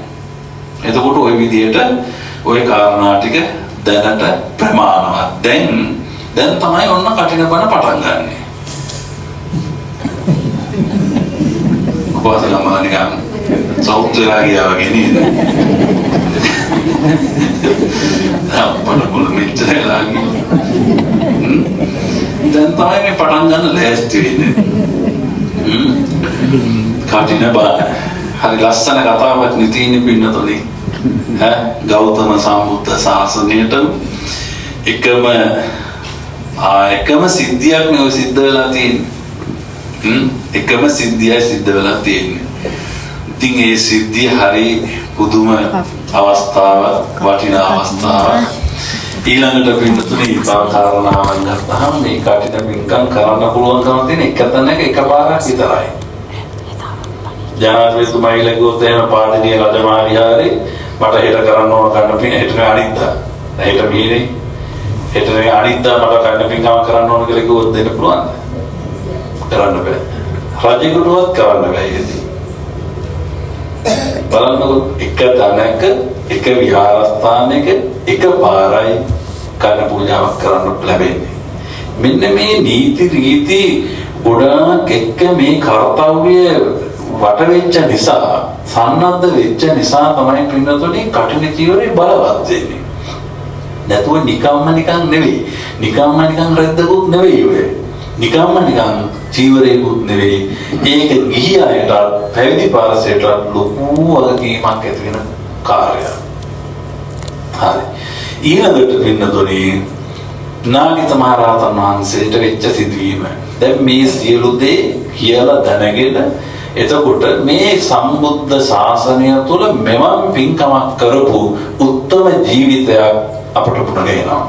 ඒ තමයි නාගිත මහරහතන් වහන්සේ කතා කළේ. බුදුරජාණන් වහන්සේ මේ පින්කම මහා කාරුණිකයන් වහන්සේ මේ පින්කම් පිළිබඳව යම් වැටහීමක් අවබෝධයක් ඇති කරලා දීම සඳහා උන්වහන්සේ එක දවසක් සංඝයා රැස් කරලා කියනවා මහණෙනි සිව් පිළිසිඹියාපත් රහතන් වහන්සේලා 500ක් රැස්ති කරන්න.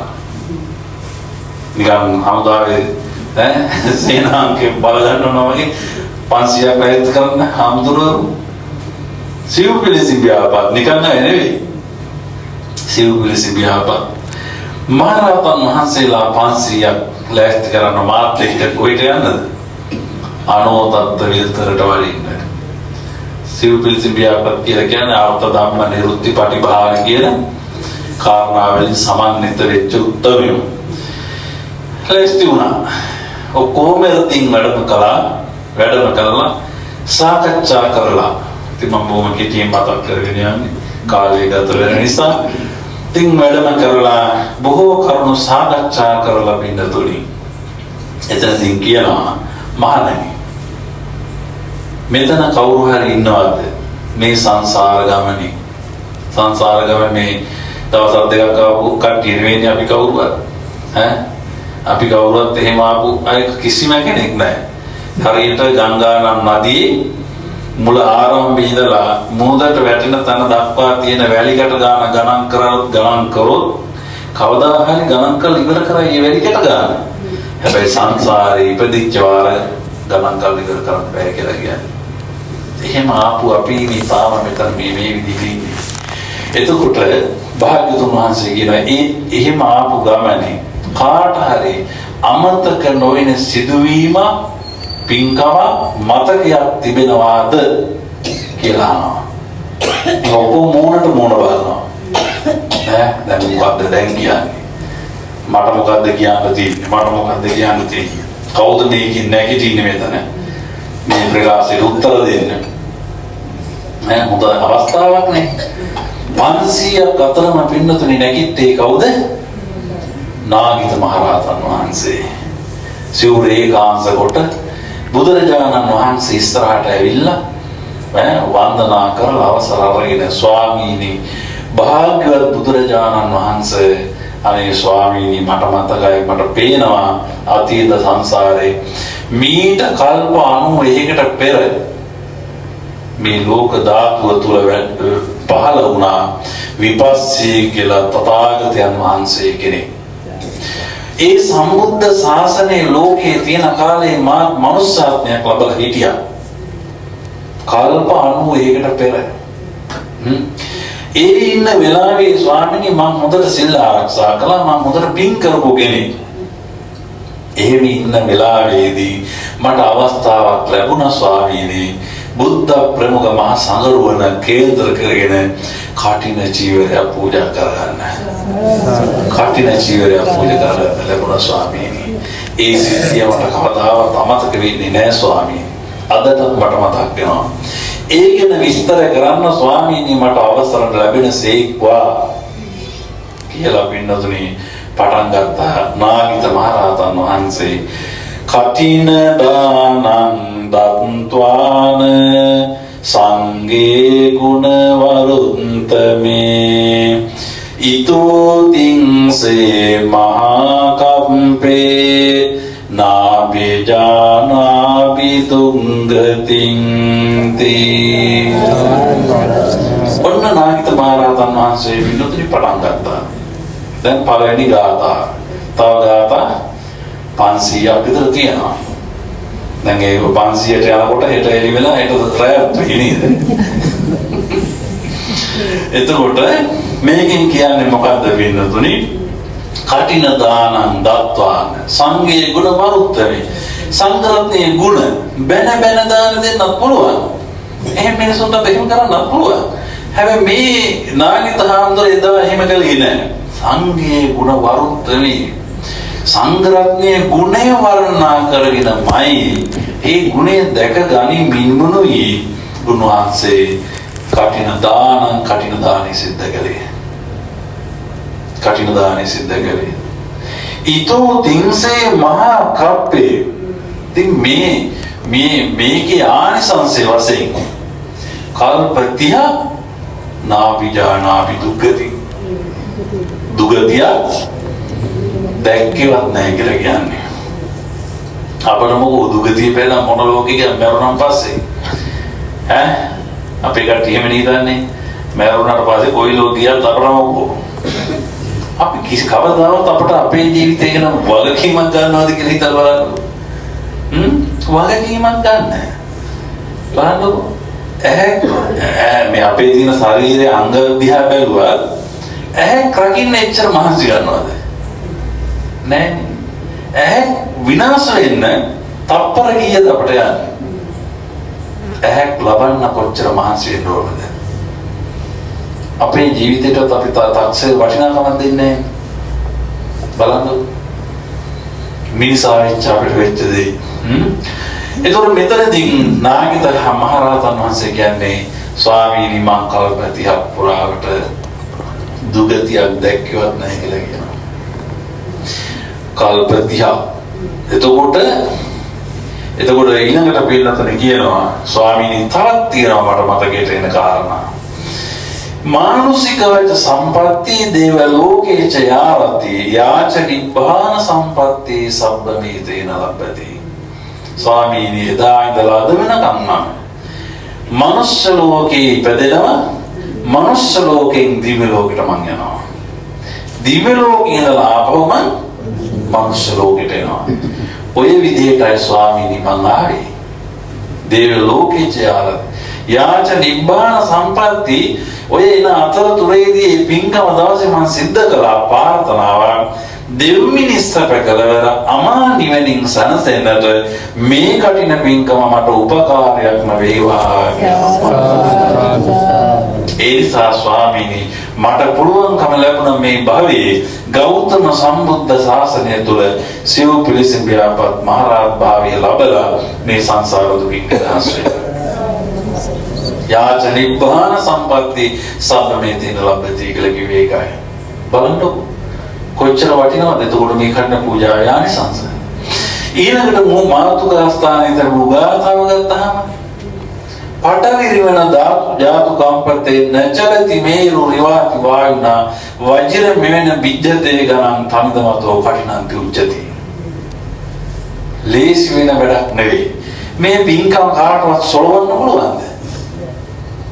සොලවන්න පුළුවන්ද? බෑ. කවුරු හරි එනවද සොලවන්න? නිකන් කට්ටිය දාගෙන මේ හතර වටින් මිනිස්සු ඇවිල්ලා අපේ පින්කම හොලවලා සොලවලා නිකන් බිමට සමතලා කරලා දායි කියලා හිතනවද? නිකන් එහෙම හිතෙන්නේ කිව්වහම එහෙම කතාවක් නෙමෙයි මේ කියන්නේ. සොලවන්න බෑ කියලා කියන්නේ. කිසිම දෙයකට කිසිම පවකට සොලවන්න පුළුවන් එකක් නෙවෙයි. කටින පූජාව කියලා කියන්නේ. කටින පූජාව. ඔය අපේ ජීවිතේ නිතරම පව් සිද්ධ වෙනවනේ. පව් කරනවනේ. ඒ එකම පවකටවත් පින්නතුනි බෑ මේ කටින පූජාවේ පින්කමේ පින හොලවන්න. යට කරන්න බෑ. යට කරන්න පුළුවන් එකම පාපයක් තියෙනවා. මොකද ඒක? අන්න හරි. ආනන්තරී පාප කරන පාපමනයි. කටින 100ක් දුන්නා, කටින 1000ක් දුන්නා ඉස්සරහට එන්නේ අර පාප කර්මේ පමණයි. ඉන් මෙහාට තියෙන පව් ටිකක් තියනවා නේද? ඉන් මෙහාට තව කොච්චර පව් තියනවද? පස් පව් දස කුසලයක්. පස් පව් දස කුසල කොච්චර නම් කතා කරන්න තියෙනවද? මුසාවාදා, පිසුනාවාචා, පෞසාවාචා, සම්පප්පලා. ඕව වදන් පමණයි පාදකමනේ. දැන් හොතලින් නැගිටලා ගිහලා යාක මොනවද කියලාගෙන යන්නේ? මොනවද කියලාගෙන යන්නේ? ඒ අඳුර බණ කිව්වා නේ මන් දන්නේ නැවැත්තුවේවත් නැහැ කියේ. එක්ක ඒවා කියනවා. ඔය කිව්ව හතරෙන් එකකට අපි අහුවෙන්නේ නැද්ද කියලා බලන්න. මුසාවාදා. නේ? පිසුනා වාචා, පෞසා වාචා, සම්පප්පලා. ඔය කිව්ව කාරණාවෙන් අපි අහුවෙන්නේ අපි ඒකේ බරපතලතාවය හිතන්නේ නැති නිසා. බරපතලතාවය උඩ බලන්න අපි කොතනද ඉන්නේ බෞද්ධයෝ වුණාට අපි කොතනද ඉන්නේ කියලා බලන්නකෝ. දැන් බුදුහාමුදුරන් අපි වදිනවා ගරු කරනවා හැම දෙයක්ම කරනවා. ඇයි? තිලෝ ගුරු හින්දානේ. තුන් ලෝකාග්‍රහින්ද අග්‍රේ ශ්‍රේෂ්ඨයි. හැබැයි බුදුහාමුදුරුවෝ කිව්ව මේ කියන කාරණා හතරක් එක බලනකොට බුදුහාමුදුරන්ට වැරදිලා කිව්වද මන් දන්නේ. පූර්වක් මිලියෝඩ කිව්වා මොකද වෙන්නේ? කොහොම නෙවෙයිද අපි හිතන්නේ? කේලමක් ඉතින් කියලා මේකක් ටිකක් අර හැම දෙයක්ම උතන ඔය කාරණා හතර අපි ලිහිල් කරගන්නේ නැද්ද? කොච්චර අපි ලිහිල් කරගන්නවද? සම්පප්පලාව කොච්චර කියනවද? හැබැයි පින්නතුනි මේකේ ආදීනත්වය දැනගත්තොත් කවදාවත් ඕක කරන්නේ. ඒ තරම් බරපතල පැත්තක් ඕකේ තියෙන වෙනම කතා කරන්න ඕන කාරණා ඔය හතරේදී. ඒ තරම් බරපතලයි. ඒ නිසානේ බුදුහාමුදුරුවෝ මේක එපා කියලා තියෙන්නේ. ඒ නිසානේ දෙතිස් කතා සිල්ගතාම කතා කරන්න එපා කියන්නේ. නෑ? අර අශෝක මාලා ශාලිය සෝකමනේ කතාව දන්නවනේ. ඒකේ මොකද අර අම්මට සැලුලි කිව්ව නිසා මේ භවයේ රූප සම්පත්තිය ඉතාම ලස්සනයි. හැබැයි ඉපදුනේ සැලුල් කුලේ. මොකද ප්‍රශ්නේ? අපි අර තුට්ටුවට දාලා තියෙන්නේ. එහෙම ගුණා හරි. තුට්ටුවට නෙමෙයි දාලා තියෙනව කාරණා. තුට්ටුවට දාපු දේ කරපු එකේ විපාකේ. එතකොට සාදුනාද පැවැත්තුවා රත්තරණින් දිව්‍ය මාලිගා පහළ වුණා. සාදුනාදේ වචනේ. ඒකින ඔය බණ කියනකොට සාදුනාද කියන්නේ පවත්තන්නේ වෙන්නේ. සද්ධම්ම දේශනා කාලේ සාදු සාදූති වාසති කියලා කියන්නේ මොකතෝ වායතෝ ගන්ධ ඕකේ උපලංච යතෝදකෝ කියලා කියන්නේ. මම මානෙල් මාසෝදාමනවා කියනවානේ බුදුබණ වලට සාදුනාද පැවැත්තුවා. ඒ තරම් ආනිසංසයක් තියෙනවා. වචනේ. ඉතින් මේක මේ විදිහට ගොඩාක් දේවල් පින්නතුනි ඔය සම්බන්ධව තියෙනවා. ඉතින් ආනන්තරීය පාප කර්ම ගත්තාම 5ක් තියෙනවා. ඒවා සිද්ධ වුණොත් කටින 1000 දුන්නත් හරියන්නේ නැහැ. ඊට මෙහා තියෙන ඔය පොඩි අකුසලයන් බොහෝ ඒවා නැති කරගන්න යට කරගන්න පුළුවන් ශක්තිමත් ප්‍රබල පින්කමක් තමයි කටින මහා පින්කමක් කියලා කියන්නේ. ඊළඟට පින්නතෝනේ තව තැනක කියනවා ආරවතේ චක්කවර්ති සිරින් ලැබේ. ඉදිරිකට පාරක් පාසා සක්විති රජකම ලබනවා කියලා කියනවා. සක්විති රජකම ලබනවා කියලා කියනවා. ඒක කියනවා බලපොතේ මෙහෙම. එක ඉදිරිකට සිදුරකට 34 වාරයක් සක්විති රජකම ලබන්න පුළුවන් කියලා කියනවා. නාගිත මහරහතන් වහන්සේ කියනවා ස්වාමීනි මේකේ කොච්චර පින බලවත්ද කියනවා නම් ස්වාමීනි මේකේ පින විපාක දෙන්න තව මට එහෙමම තියෙනවා. හැබැයි මම මේ ගෞතම සම්බුද්ධ ශාසනයෙන් සංසාර දුකින් නිදහස් වුණා. ඒ නිසා මට විපාකයක් දෙන්න විදියක් නැහැ. නැත්තම් තව දුරටත් මට මේකේ විපාක මේ සංසාරේ විපාක දෙන්න ඒ කර්ණ පින්කමෙන් පින බලවත් කියලා කියන්නේ. කොහොම ආනිසංසයක්ද එතකොට? බලන්නකෝ. එතකොට ওই විදිහට ගත්තාම තව කියනවා මේ ලෝකේ ඉඳලා අකනිට බඹලෝක දක්වා තුන් සිවුරු ගොඩ ගහලා පූජා කරොත් පූජා කරා කියන්නේ ඔකාට හරි අකනිටා කියන්නේ කෙලවරනේ බ්‍රහ්ම ලෝකේ. එතකොට එහෙම තුන් සිවුර සංඝරත්නයට පූජා කළොත් සංඝේ තෙජීවරන් කියලා කියන්නේ. එතකොට එහෙම පූජා කළොත් ඒක මේ කටින පූජාවෙන් ලැබෙන ආනිසංසයෙන් 16න් පංගුවක් කරන්නයි කියලා කියන්නේ.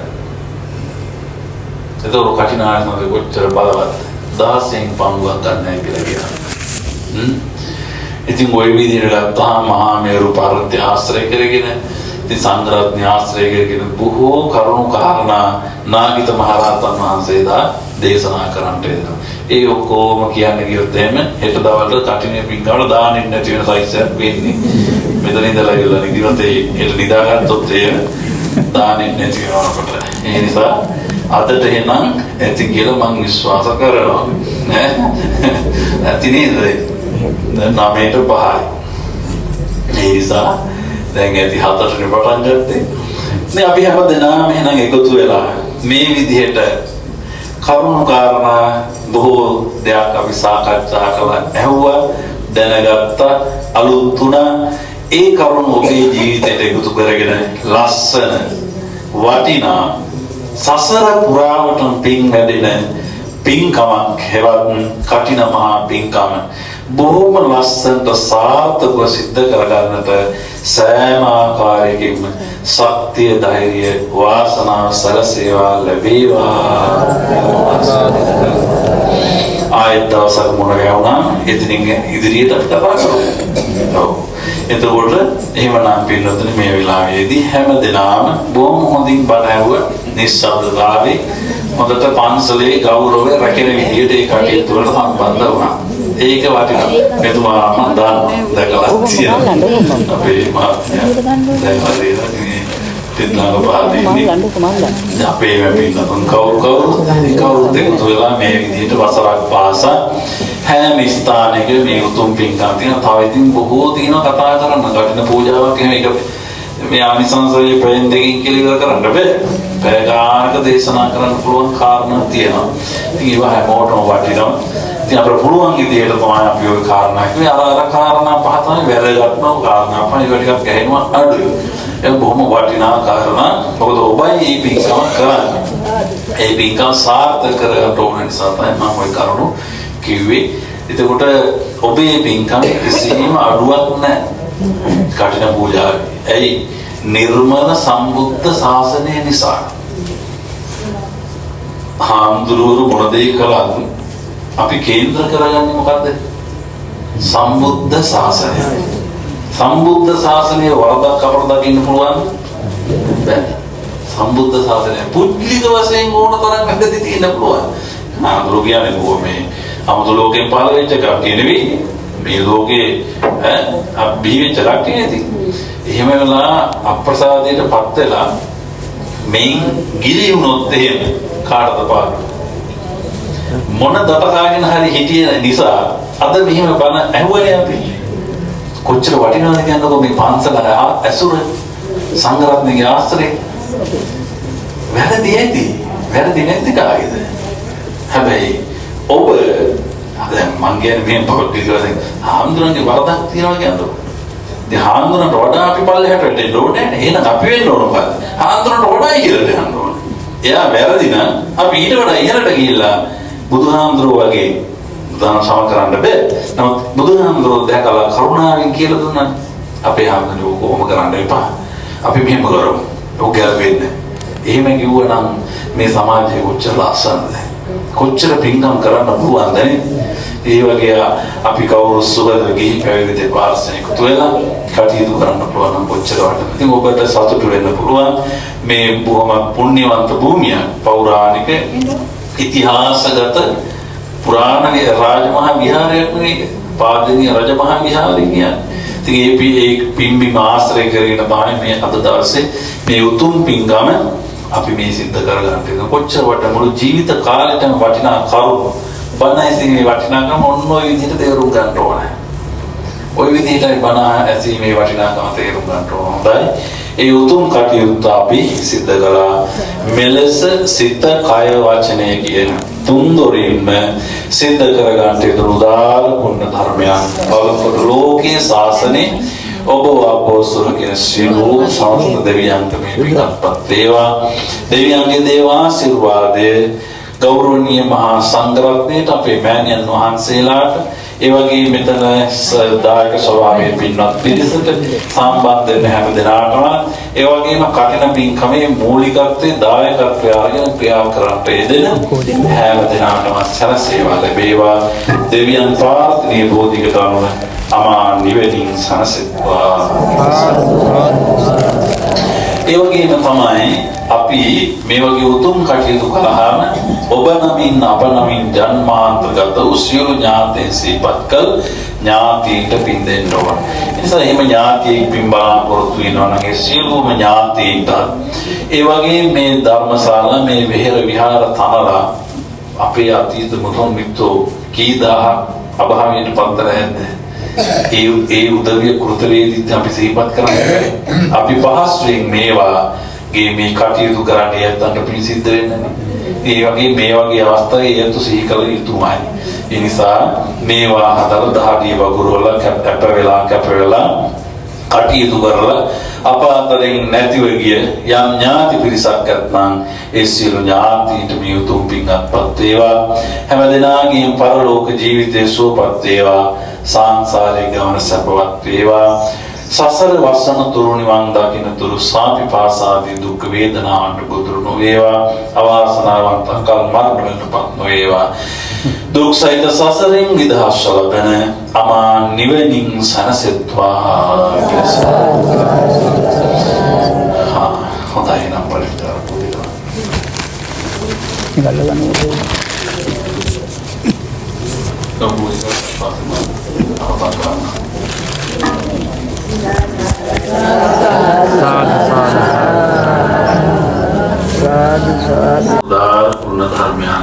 ඒ සෑම දිනාටම ඒ වගේම ඔබට කල්යාණ මිත්‍රත්වයෙන් හැම දෙයකදීම කටයුතු කරන්නට යෙදෙන ගෞරවනීය අපේ නායක හඳුරන් වහන්සේ. නායක හඳුරන් වහන්සේගේ අඩුව සපුරාලීමක් වශයෙන් මේ මග යමින් විශාල සේවාවක් සිදු කරන්නට යෙදෙන අපේ පඬිත හඳුරන් වහන්සේ බුද්ධ විසුද්ධි හඳුරන් වහන්සේ. ඉතින් ඒ උන්වහන්සේ තමයි අපට ආරාධනා කළේ. ඒ නිසා තමයි ඔබටත් බණපදයක් අහන්න ලැබුණේ. ඉතින් ඒක ලොකු දෙයක් නේ. ඉතින් අපි හිතලා දන්නා හරි කල්යාණ මිත්‍රත්වයෙන් වැඩ කරනවා. ඉතින් ඒක නිසා උන්වහන්සේ ඇතුළුව ඔබ හැම දෙනාටම ලොකු කුඩා සෑම සිල් දෙනාටම ඒ වගේම අපි මෑණියන් වහන්සේලාට බලන්න අපි මෑණියන් තාම කොච්චර ආශිර්වාදයක්ද කියලා නේද? මේ කොච්චර සතුටුද අපට. ඒක කවුරුත් ඒකත් පාදාගෙන ලස්සන පින්කමක් බවට පත් කරගන්නට හැකියාව ශක්තිය ලැබුණා. සර්වපකාරයෙන් සිදු කරගත් උදාාර පුණ්‍ය ධර්මයන් අපි හැම දිනාටම ඒකාකාරවත් වීමෙන් මෙලව යහපත පිණිස වේවා, පරලොව යහපත පිණිස වේවා, සංසාර ගමන සුවපත් වේවා. අවසන පාරමී ගුණ ධර්මයන් පුරාගෙන ජාතියක් ජරාවක් ව්‍යාධියක් මරණයක් නැති සදාකාලික සැප ඇති අමා මහ නිවනින් සැනසෙන්නට පාරමිතා ධර්මයක්ම වේවා.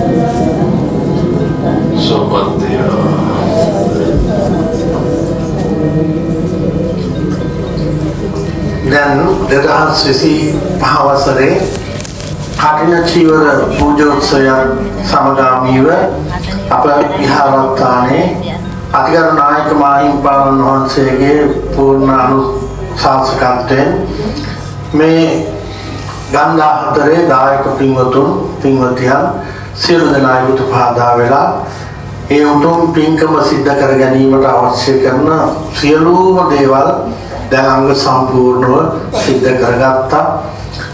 ඒ වගේම අද අපි චාරිත්‍රානුකූලව ඒකයි මම මුලින්ම කිව්වේ අසුතාංශනාත ඔබට හැබැයි නොයසූ දෙයක් අහගෙන යන්න පුළුවන් වෙයි කියලා මම නිකන් දැනුම් දීමක් විතරයි කරේ. හාමුදුරුවෝ බුත්තල රතන සාරාපේ හාමුදුරුවෝ උන්වහන්සේ උගත් දැන උගත් භික්ෂුන් වහන්සේ නම තරුණ භික්ෂුන් වහන්සේ නම බොහොම සම්බුද්ධ ශාසනය පිළිබඳව ධර්ම පිළිබඳව මන අවබෝධයක් තියෙන හාමුදුරුවන් වහන්සේ නම. එපමණක් නෙවෙයි අපේ ලංකාවේ තියෙන ප්‍රධාන පෙළේ විද්‍යායතන දෙකක් තියෙනවා. විද්‍යාලංකාර විශ්වවිද්‍යාලය විද්‍යාලංකාර පිරිවෙන හා විද්‍යෝදය පිරිවෙන. විද්‍යාලංකාරයේ පිරිවෙන තමයි කැලණිය විශ්වවිද්‍යාලය බවට පත් වුණේ. විද්‍යෝදය පිරිවෙන තමයි ජයවර්ධනපුර විශ්වවිද්‍යාලය බවට පත් වුණේ. විද්‍යෝදය පිරිවෙනේ උගන්වපු ආචාර්යවරයෙක් වශයෙන් අපේ ගෞරවනීය හාමුදුරුවෝ එහි ධර්ම ශාස්ත්‍රෝත්ග්‍රහණය කරලා ඒ ශිෂ්‍යයින්ට අධ්‍යාපනය ලබා දුන්න හාමුදුරන් වහන්සේ නමක්. ඒ නිසා උන්වහන්සේ ගැන මම ඒ වෙලාවේ කීවේ නැහැ. කීවනම් මේගොල්ලෝ බලහන්නෙත් නැහැ අපේ. අර පෙර පරිදිම ඔය මොනවා හරි ආහාර යන්නයි ආවේ. ඒ නිසා දැන් ධර්මයේ මේ කටිනේ ආනිසංසත් මම කියන්නේ නාගිත හාමුදුරුවෝ ගැන මේගොල්ලෝ ඕන තරම් දැන් අවුරුදු ගණනාවක් අහලා තියෙනවා. ඒ නිසා ඒ සක්විති රාජ සම්පත් පිළිබඳව හැබැයි කටිනේ වස්ත්‍රයේ කරුණු පහ හාමුදුරුවෝ ලස්සනට දේශනා කරා. හාමුදුරුවෝ කෙනෙක් වශයෙන් ඒ පොරොන සිවුරු පිළිබඳව ඉන්පස්සේ ඒ කරුණු පහම මේ කටින වස්ත්‍රයට භික්ෂුවට අදාළයි. ඒක ගැන තමයි හාමුදුරුවෝ ඔබට කරුණු පැහැදිලි කරේ. ඒ නිසා මෙහි තියෙන ආනිසංසය බලය අප්‍රමාණයි.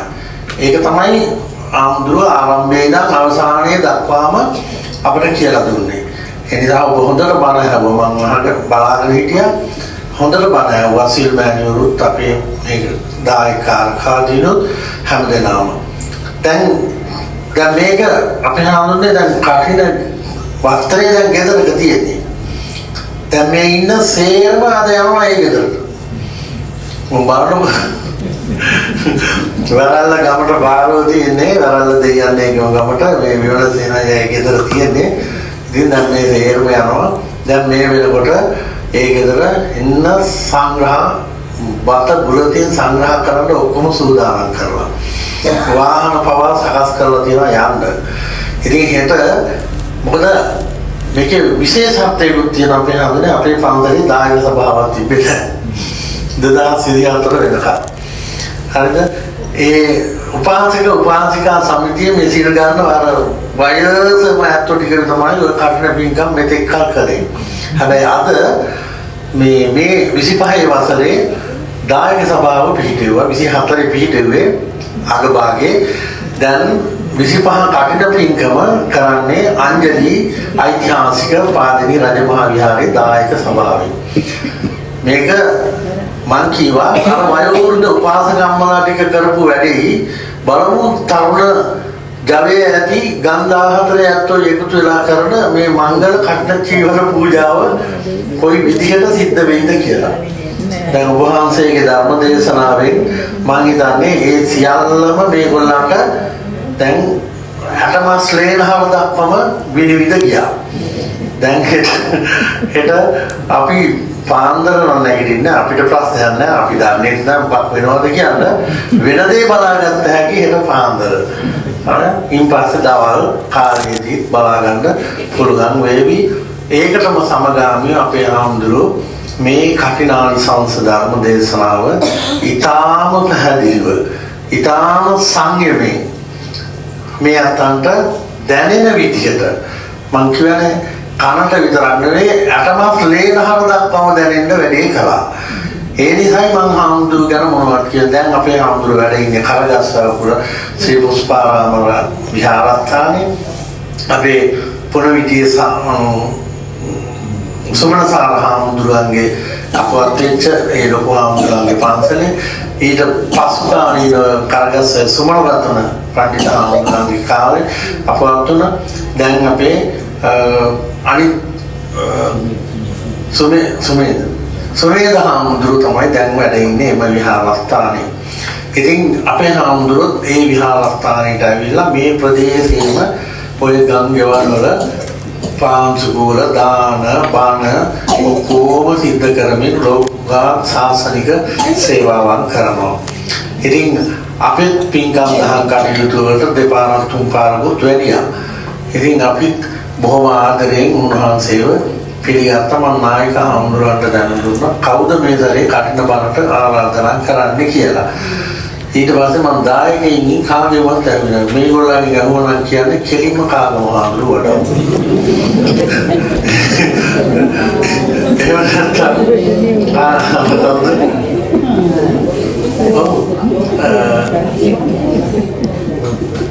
ඔය සුප්‍රසිද්ධ ධර්ම කතිකයන්න් වහන්සේලා වඩම්මවන්න කියලා මේගොල්ලෝ මට කියන අර මේ සාමර්ථි සාමුදුරු නේද කොහෙද කොරළයාගම සාමර්ථි සාමුදුරු ඔය විදිහේ ළඟ ඉන්නවනේ ප්‍රසිද්ධ හාමුදුරු. ඉතින් මං කියවා කාගේවත් මං ඇරුවේ නැහැ. හාමුදුරු කෙනෙක් බාට වඩිනවා එච්චරයි මං කිව්වේ. ඔයගොල්ලෝ පිළිගන්න 7ට 7 වෙනකොටම මම විමලයට බාර දුන්නා මේ අකසුම් මාලියවල ගෙන්න ගන්න. ඒ හාමුදුරුවන්ට වෙලාවට වැඩම කළා. අපි පූජාව කියලා අවසන් කළා. දැන් ධර්ම දේශනාවත් අවසන්. දැන් ඔයගොල්ලන්ට ඉතින් එළියෙන් කල් නිදි මරන්නලා තියෙනවානේ. ඒ නිසා දැන් ඒ උතුම් පින්කමට අපි සමගාමීව ඒ ධර්ම දේශනාව මේගොල්ලන්ගේ හිතුරට දැනෙන්න අපේ හාමුදුරුවෝ බණට කිව්වා. දේශනා කළා. ඒ නිසා ඒ උතුම් ධර්ම දේශනාව පවත්වන්නට අප කෙරෙහි අනුකම්පාවෙන් වැඩම කළ බුත්තල රතනසාර අපේ හාමුදුරන් වහන්සේ ශාස්ත්‍රවේදී පඬිත අපේ ගෞරවනීය පඬිත හාමුදුරන් වහන්සේට තව තවත් මෙවැනි ලෝක ශාසනික සේවාවන් ආගමික සේවාවන් සිදු කිරීමට උන්වහන්සේට ශක්තිය ධෛර්යය වාසනාව බුද්ධ ආදී රත්නත්‍රය ආශිර්වාදය ලැබේවා දීර්ඝායු සම්පත් ලැබේවා කියලා සාදු ප්‍රාර්ථනා කරනවා. ඒ නිසා දැන් අපි ධර්ම දේශනාවෙන් මේ කටයුතු විහාරස්ථානයේ අවසන් වෙනවා. ඒ හෙට පාන්දර කෙරෙන්න තිබෙන කටයුතු ඔයගොල්ලෝ තමයි දන්නේ. ඒ නිසා ඔයගොල්ලෝ ඒ දන්න විදිහට ඒ කටයුතු ඔයාලට සම්බන්ධ වෙන හැටියට මොකද අංජලි දායක සභාවේ ලේකම් භාණ්ඩාගාරිකතුමාගේ නිවසේ ඒ වගේම ගණකාධිකාරිතුමාගේ ඒරියා එකේ තමයි මේ අද තියෙන්නේ කටිනේ. ඒ නිසා ඒ ලේකම්තුමා ඉන්නේ මේ පුබ්බෝ ගමේ. එතකොට සභාපති ඉන්නේ පාන්දනී පන්සලේ. ඒ නිසා සභාපති හම්බ වෙන්න මේ කට්ටිය ඔක්කොම එන්න ඕනේ. එදා නායක හාමුදුරුවෝ දැන ඉන්නවා. එන ක්‍රමය එන ආකාරය ඒ ඔක්කොම මේගොල්ලෝ දන්නවා.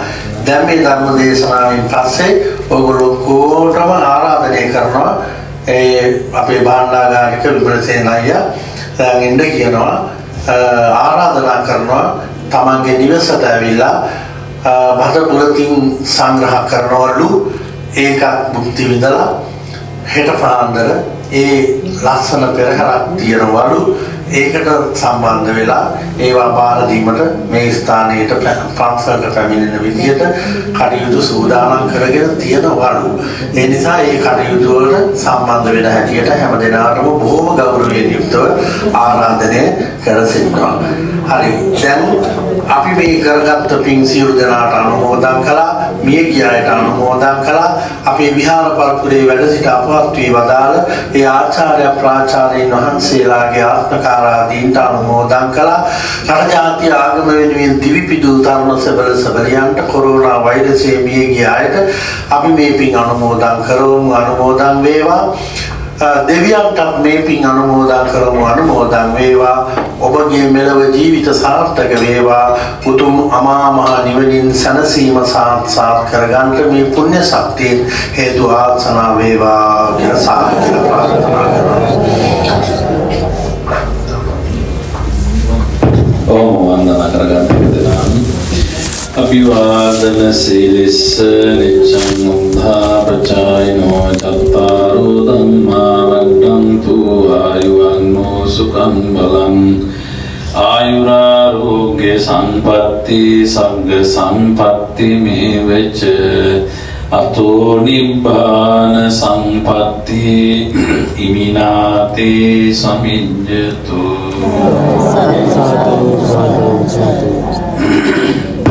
සීලවන්තං